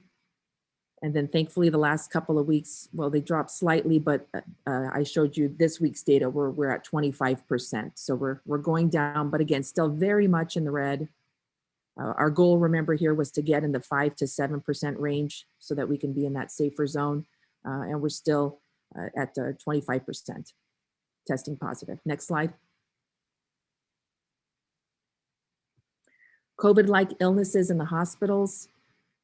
Again, so starting in August, we were at 3%. It was still substantial risk. We did lower to 2%, and but it was much better. But then unfortunately, we started to see an increase in November. And then again, in that flu season, it was steadily increasing to our highest point in January at 14%. Again, still substantial risk there. And thankfully, the last couple of weeks, including this week at 10%, we start to see a decline, but we are still significantly in that red zone of substantial risk, but thankfully declining. Next slide.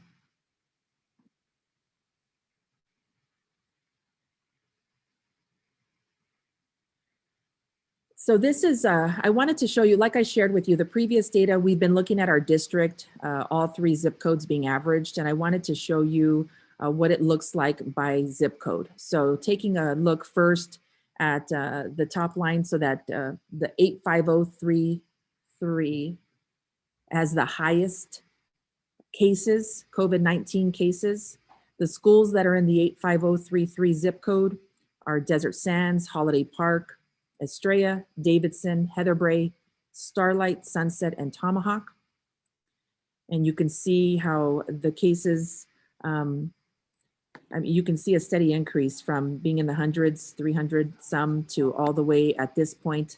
In January 21st, there were 8,333 cases in that particular zip code. The next line below that is the 85035 zip code, which includes Berry, Cartwright Elementary, Harris, Pena, Palm Lane, Peralta, and Castro. And you can see the numbers are just slightly below the 85033 zip code, with the highest point being just over 7,000 cases in that zip code. And then in the 85031 zip code, which includes Tarver, Borman, Long, Downs, Spitali, and Atkinson, you can see how, again, there was a steady increase, but significantly lower than the 85033 and 85035 zip codes, with their highest on January 21st having 4,761 cases in that particular zip code. Next slide.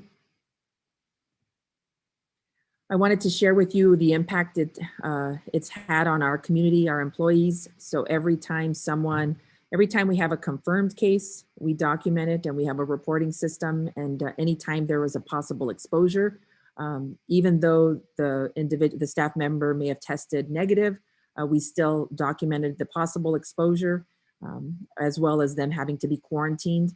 And so you can see how we started with very minimal, and how through the months, you can see from the hundreds to we've added. So again, this is cumulative. So, and at this point, the last on January 21st, we had a total of 655 employees that had to be quarantined due to exposure or possible COVID-19 or possible case of COVID-19.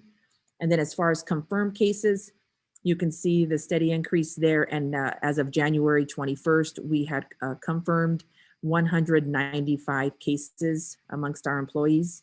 And according to Maricopa County, I know they say that there's likely a 10% of our staff that's not reporting data, or that that perhaps are, especially with those working at home, if they have symptoms, they may not feel the need to not report it. But so they say you can estimate this being 10% off. But like I said, at this point, we've had 195 confirmed cases. Next slide.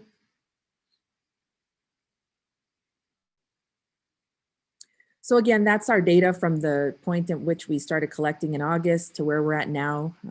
We're moving in the right direction, still at substantial risk, but definitely thankful that we're moving in the right direction.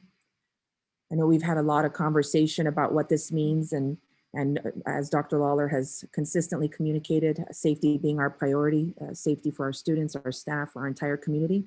And so next, I'd like to share with you our updated timeline.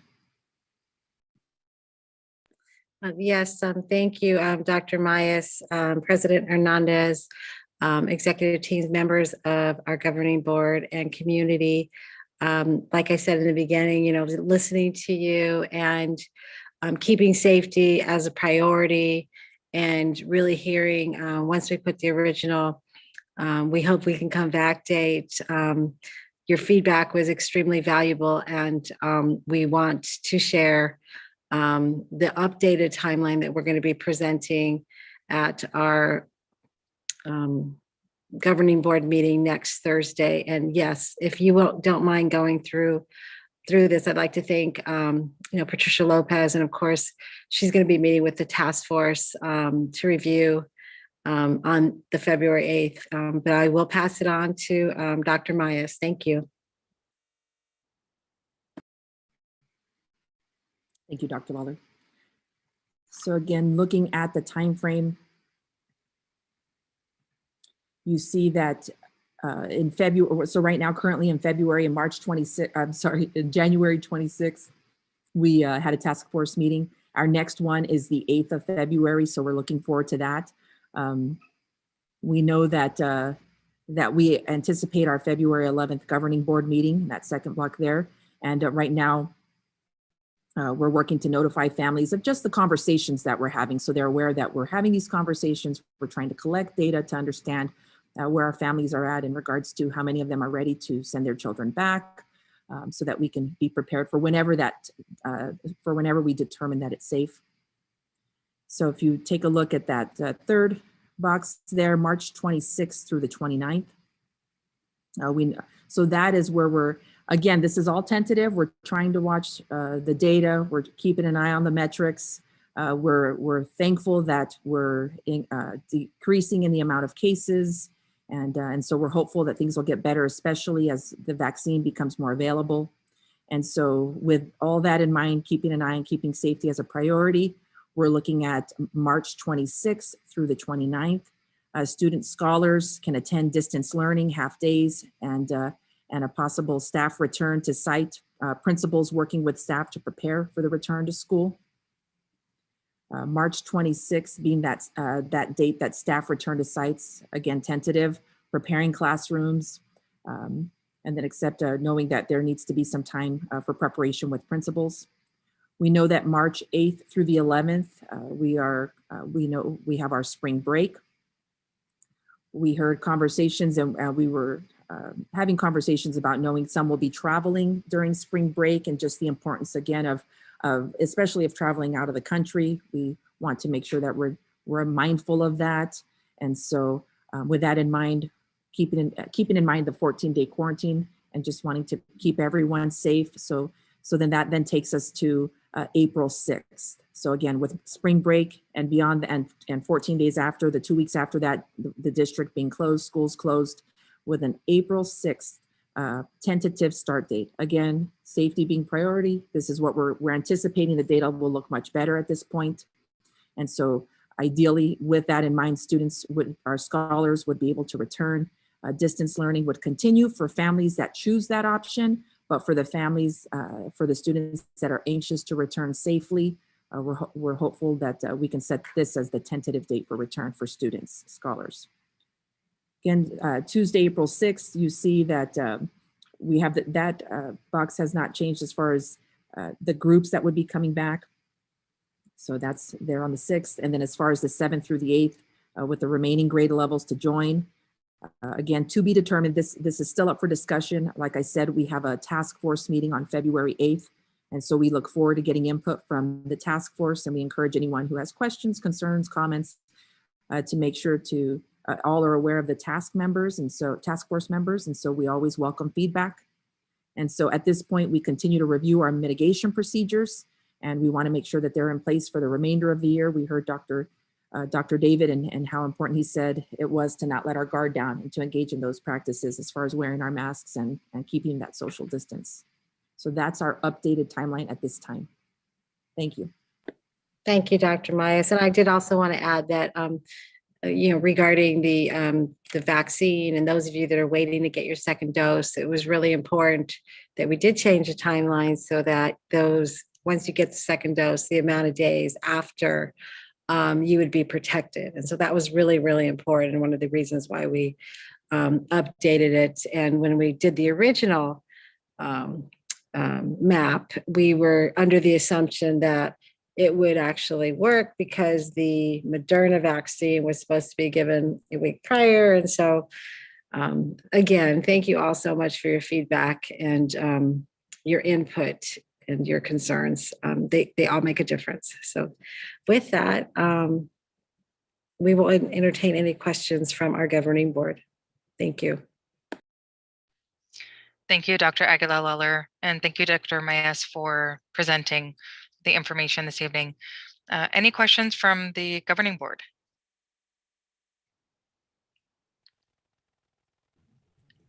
I have a question, Madam President. Go right ahead, Ms. Garcia. I appreciate, well, first of all, thank everyone for all the hard work and diligence. It's greatly appreciated. But one question came to mind. The families, and it's been before, whether they want to back to school or remain virtual. Will the staff and or teachers specifically, will they option? You're breaking up, Ms. Garcia. I believe the Shall I question, repeat that? yeah, would you? Thank you. Sure. I forgot Dr. Aguilar-Lawler and board president and fellow board members, as well as everyone in the audience. My question is, although well, it's been stated previously as well that the scholars will, or the families will have an opportunity or an option to return their student to in-school learning, and or the option to remain virtual for the time being. So my question is, will the teachers or staff also have that option?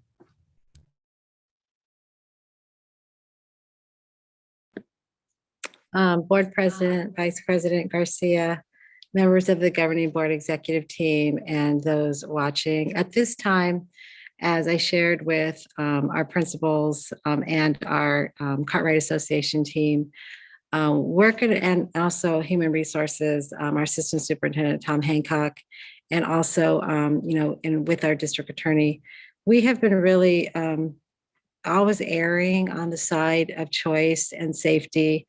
And, it's our intention to, number one, find out how many student scholars are actually going to be coming to us in person, and we'll have that number by the 10th.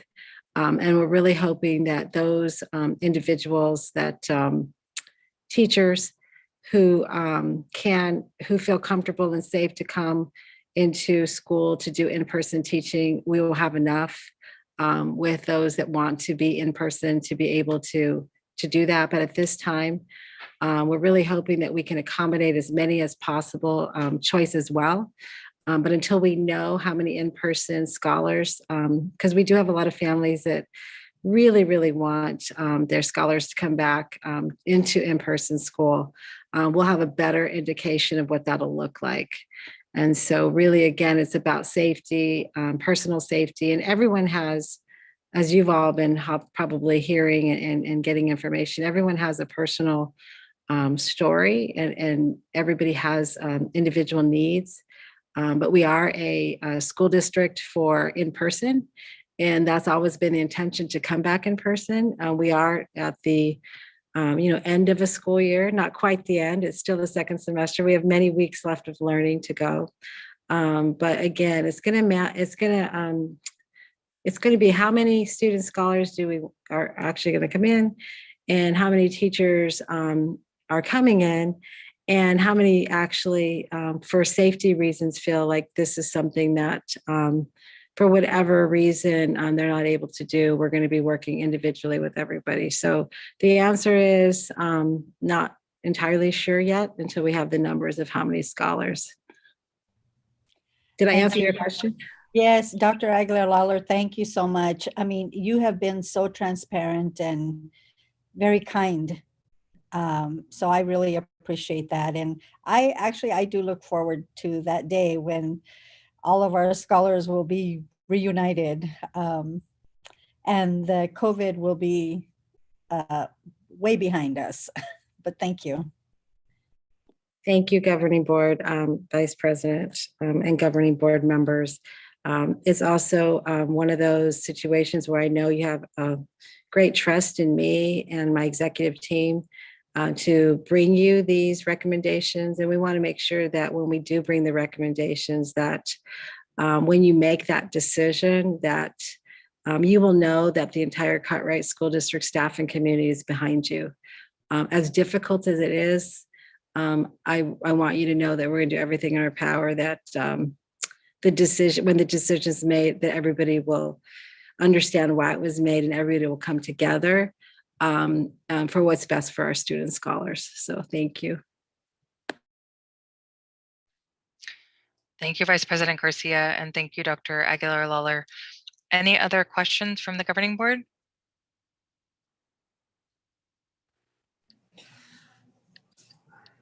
Yes, Madam President. Yes, go right ahead, Mr. Lopez. Thank you, Madam President, Dr. Aguilar-Lawler, executive team, fellow board members, those in attendance. Thank you, Dr. Myers, for the presentation. I know that in the last board meeting, I requested that we bring some of the data back on this meeting so that we can see the pattern and the trend that we have when it comes to cases within our community about COVID-19.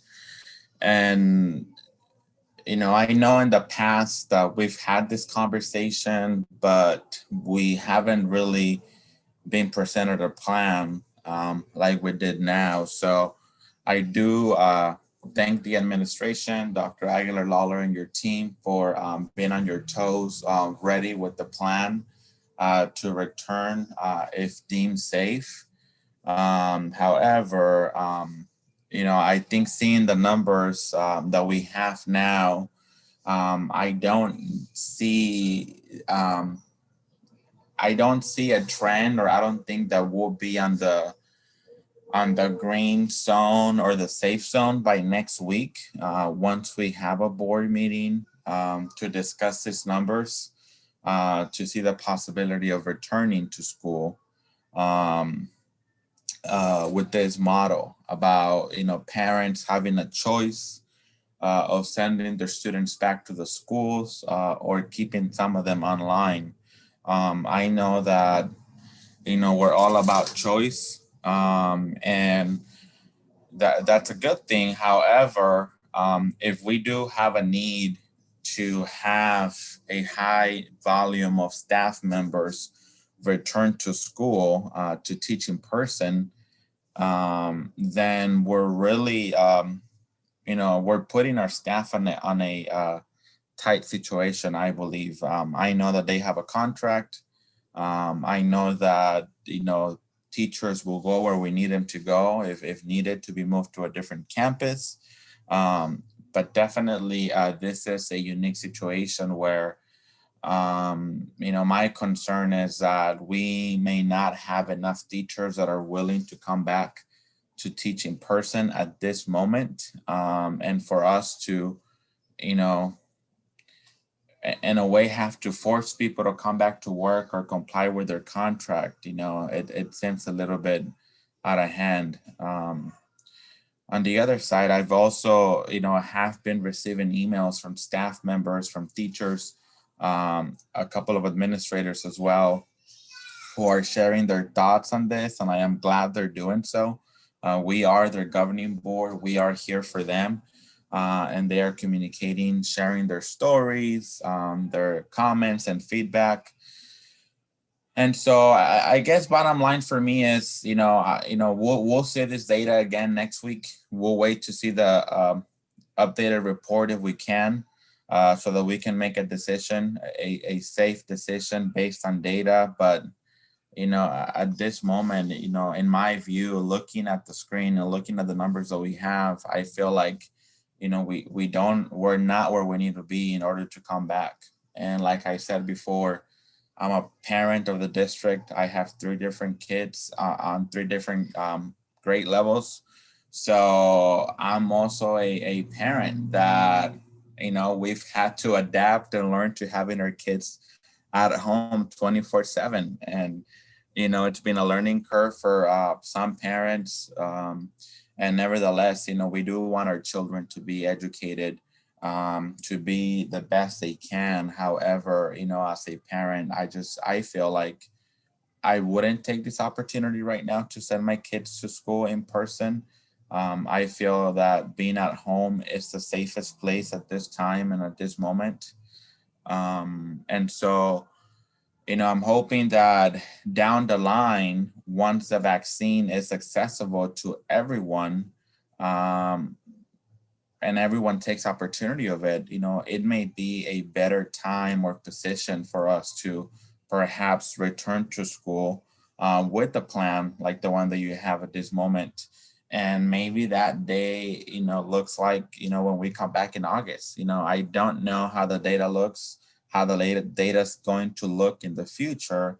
But we're all hoping and praying that it starts to go down so that we can return to a normal school calendar year. I don't have any other questions, Madam President, Dr. Lawler. These are just some of my comments. Thank you, Dr. Maes, for the presentation, to Patricia Lopez for leading the task force, and every other department and staff members that are doing their best to keep everyone afloat, continue the education the best way we can while staying safe as well. Thank you again, Madam President, Dr. Lawler, for the opportunity to share my thoughts. Thank you, Mr. Lopez. I really do appreciate it. Madam President, members of the governing board, executive team, and the audience. I do really appreciate your comments, Mr. Lopez. And in my perfect world, we would have the amount of teachers who want to come in person with the same amount of scholars that could safely do it, and the amount of teachers who would like to stay virtual, and the amount of scholars that are in there. That's my perfect world, and you just never know what's going to happen. We will have the numbers from all of our schools next Thursday for you. They're due to for those families that are out there listening, and I hope there are many. We need those numbers to your principal by next Wednesday, and we will have that information for our governing board. So we'll have a better idea of what intentions people have. But I will say that at our parent meeting, our parents, our president of our PAC, Ms. Laura Martinez, she did a kind of a survey there, and the majority of the parents said that they would like to stay virtually. About 4 of them weren't sure, and 2 of them said absolutely they want to come back. And so I think choice is really going to be the big thing. But again, with everyone listening, when it is safe to do so, when the metrics actually show that it is safe to come back. And so that's an ongoing, watch. Even if we vote for this particular plan next Thursday, the governing board can put a caveat to it, which says, based on whether it's safe, to do so. And we'll just keep an eye on it. So thank you for your comments. And I do agree with you. You are serving the community, and reaching out to all of you as community members is really important, and also to all of our team. And, I try to stay as open and ready to listen to the feedback as well. So thank you.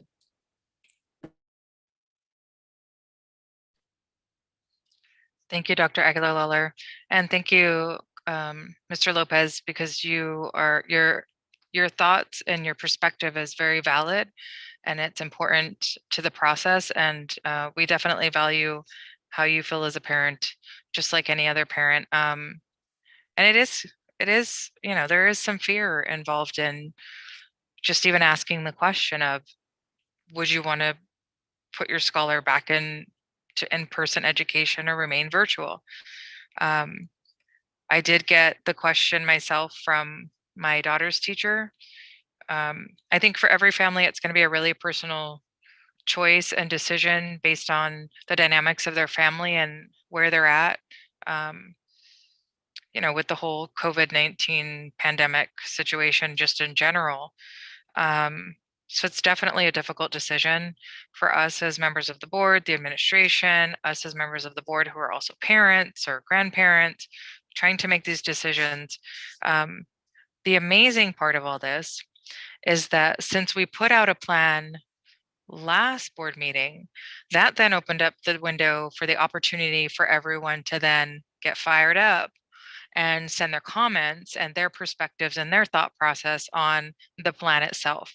And so that was the wonderful part of all of this, is that we now know, and I'm sure that people will be more inclined to come up with ways to be able to do this in person than they were prior, because now that we're actually trying to create the plan, it's much more critical that we start to think about, well, what does that even look like, so that one day when we are able to come back and the metrics, it's safe to do so, then we will have some amazing plans. And fear not, I just want to let everybody know that no matter what plan we create, it's never going to be the perfect plan. What truly matters is that we try, and that we work together to create the plan so that we all feel really confident when we can come back, and just do our absolute best, because regardless of what we do or how we plan or how incredible we thought the rollout was for any of the things that we do, there's always going to be another perspective.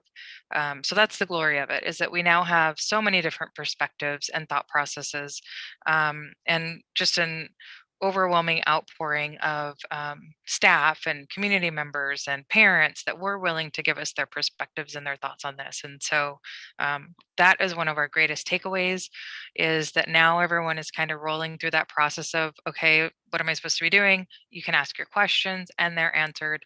Hopefully everyone was able to get answers to their questions, that was willing to either reach out to our administration, to your principal, governing board members that were reached out to. We still tried to filter the questions back through the administration to make sure that everyone did receive responses. And so that's the great part of this. And we'll just keep kind of working through it and seeing what happens as we move forward in the future, because there is a lot of fear involved in this. And so I just want to say thank you to everyone that reached out and asked questions, because it's important to the process. And that is pretty much it for me. Oh, and we also need to create these very detailed return to school plans for all 21 campuses. So we've got all of that work to do. We have questions going out to parents. I'm sure staff will be next, although we kind of have somewhat of an idea. We'd like to get the data behind it, and hopefully it will work out much smoother than we are kind of thinking it could possibly work out. So lots to do, but I'm glad that we're all doing it together. And with that, I will stop talking and thank you. Any other questions from the governing board? Questions, concerns? All right, with that, we will move on to Dr. Lawler. Did you have anything else? Governing board president, members of the governing board team and audience. No, I don't think so. Not at this time. Thank you. Thank you. All right, so with that, we will move on to our item 3 update for in-person state testing requirements for AZ Merit, Azella, and AZ M2. Yes, thank you. Governing board president, members of the governing board, executive team, I'm going to ask, this has nothing to do with our in-person plan. I want to state that immediately. This is a state mandate, and I just want to make sure everyone knows this is very separate from what we just talked about. And I'm going to introduce our Assistant Superintendent of Educational Services, Emma Howdegi. Thank you. Yes, good evening. And we do have a slide to show. Good evening, Dr. Aguilar Lawler, President Hernandez, governing board members, executive team guests, and viewing audience. Yes, I am here this evening to address our upcoming assessments and the requirements for these assessments. These assessments are the Azella for our EL learners, and the formerly known as AZ Merit now is AZM2 for our 3rd through 8th graders. This also does include the multi-state alternative assessment. We have been informed that we must proceed with all the assessments that are federally or state mandated. According to the Arizona Department of Ed, there are no plans to postpone or cancel any of our currently required assessments. Now, I do want to reassure everybody that we tried to wait this out. We were hoping that there would be some sort of a waiver, cancellation, moving it just to next year, not looking at this year. But unfortunately, that did not happen, nor does it look like it's going to happen. And this week, the Azella testing window did open.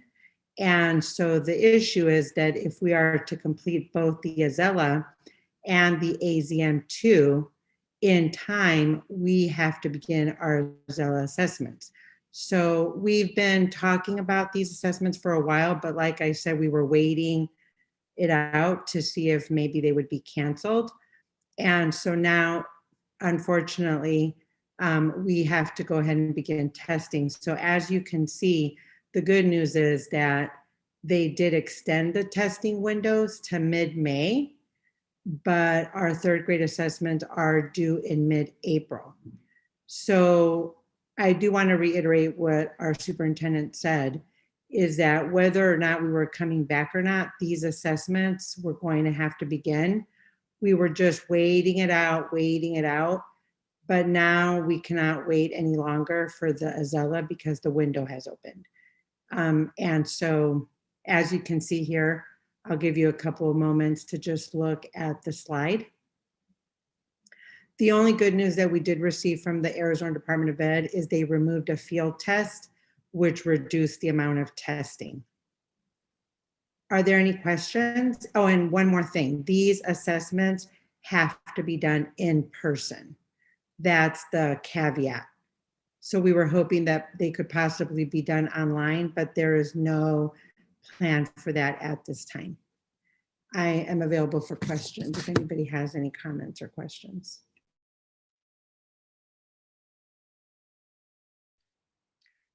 Thank you, Emma. Any questions from our governing board?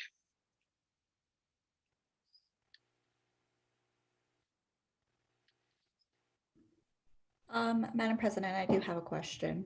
Go right ahead, Ms. Abathia. Thank you, Madam President. Executive team, Dr. Aguilar Lawler, Ms. Emma Howdigi, and everybody else here joining us today. My question is really just, what is there a plan for, like, we're gonna have the third graders, because I see here third grade is April 5th through the 30th, that they need to take their testing. Or is there a plan to have like a specific classrooms like coming in for each hour or something, taking the test, or like certain, like, you know, if your last name is like A through L type of thing, you come in on this day to take a test, just to keep on with that social distancing, especially if we do decide not to return back in person?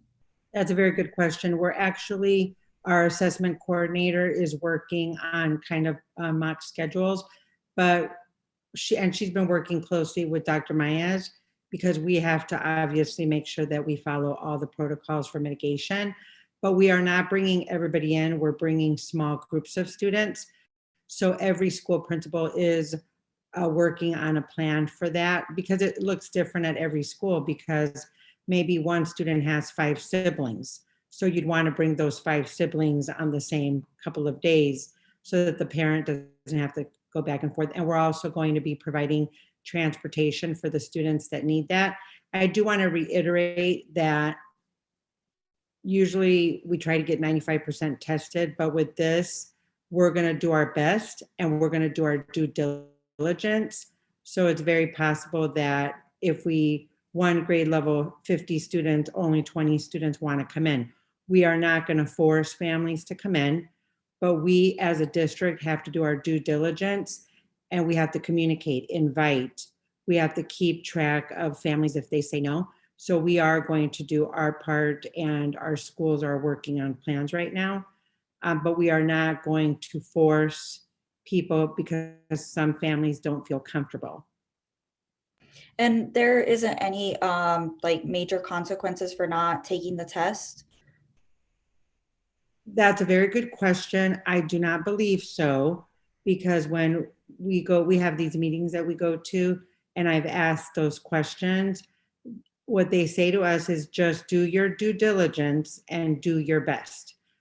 There is a consequence if we don't try to do it, though. There's some consequences there, but we just have to do our best and do our due diligence and make sure that we offer these time slots for families to come in during the testing window. And that is why it was extended, because they understand that we may have to bring small groups of students, because normally the window is done at the end of April. Thank you. That was all of my questions. Thank you for your question. Great question, Ms. Abathia. Thank you, Emma, for explaining and providing the response for that, but that is a great question. Any other questions from our governing board?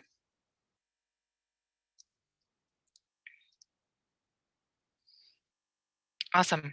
I am really glad that this was part of our presentation this evening because I know that there were a lot of questions about this. So I'm glad that this was part of our meeting. So thank you for presenting. All right. If no other questions or comments from the governing board, we can move on. Dr. Aguilar-Lawler, did you have anything else that you wanted to add to this? Okay. Sorry, I'm trying to do a better job of not just going into the next thing without providing opportunity for everyone. Zoom is still a little difficult sometimes. Thank you, everyone. All right, so then we will move on to item 4, which is our discussion regarding employment contract terms and employment qualification concerns relating to the COVID-19 vaccine. The governing board may vote to convene an executive session, which will not be open to the public pursuant to Arizona Revised Statute 38-431.03A3 for legal advice from the district's attorney. The district's attorney may appear telephonically or via video conference. All right, so I'd like to make a motion that we move into our discussion regarding the employment contract terms and employment qualification concerns relating to the COVID-19 vaccine. Do I have a second? Second. Thank you, Governing Board Member Lopez. So we have a motion made by myself, Mr. Hernandez, and a second by Governing Board Member Lopez. Any discussion? All right, hearing none, we will go into a roll call vote. Governing Board Member Lopez, how do you vote? Aye. Thank you, Mr. Lopez. Governing Board Member Abathia, how do you vote? I vote aye. Thank you, Ms. Abathia. And Vice President Garcia, how do you vote? Aye. Thank you, Ms. Garcia. I vote aye as well, and the motion carries. Let the record reflect that we are going to close out for the moment our special session. It is 7:18 p.m. And once we are done with our executive session, we will convene back into this regular session. And just for everyone that's going to participate in the executive session, we'll need just a couple of minutes. Please be patient. We need a couple of minutes to make sure that we can get everyone moved into the executive session and to ensure that everything else is silenced. Thank you. Actually, I have a gavel.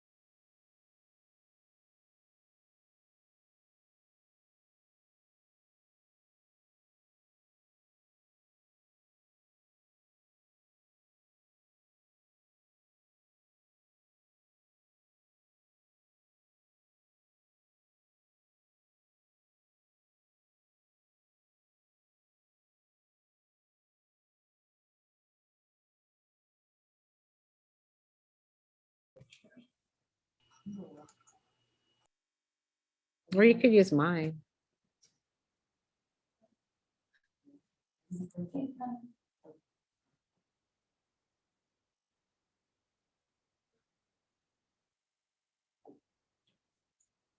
Trust me, my bladder's gotten really good at being in this position.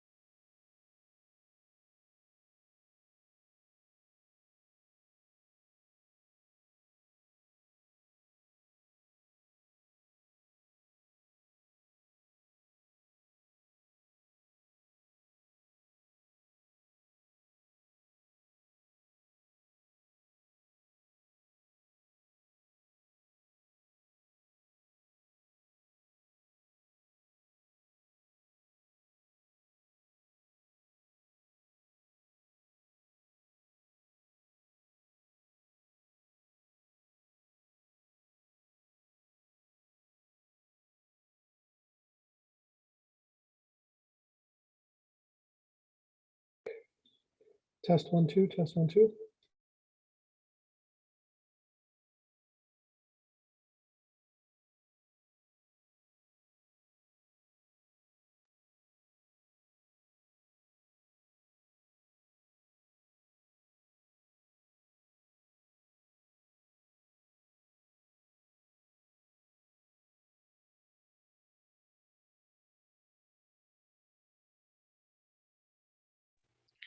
All right, we are now back in our special governing board meeting. We are, let the record reflect, it is now 8:19 p.m. and we are resuming our special session. So we will move on to our next item, which is announcement of future meeting dates and other routine information concerning the governing board. The next regular governing board meeting will be held on Thursday, February 11th, 2021 at 5 p.m. via Zoom. Moving on to item F, which is our adjournment. I would like to make a motion that we adjourn the Thursday, February 4th, 2021 special governing board meeting of the Cartwright Elementary School District. Do I have a second? Second. Thank you, Mr. Lopez. Motion made by Marissa Hernandez, second by governing board member Mr. Pedro Lopez. We won't have any discussion on this item, and we'll do a roll call vote. Mr. Lopez, how do you vote? Aye. Thank you, Mr. Lopez. Governing board member Abetia, how do you vote? Aye. Thank you, Ms. Abetia. Vice President Garcia, how do you vote? Aye. Thank you, Ms. Garcia. I vote aye as well, and the motion carries. Let the record reflect that our meeting is adjourned at exactly 8:20 p.m. Thank you and have a fabulous evening.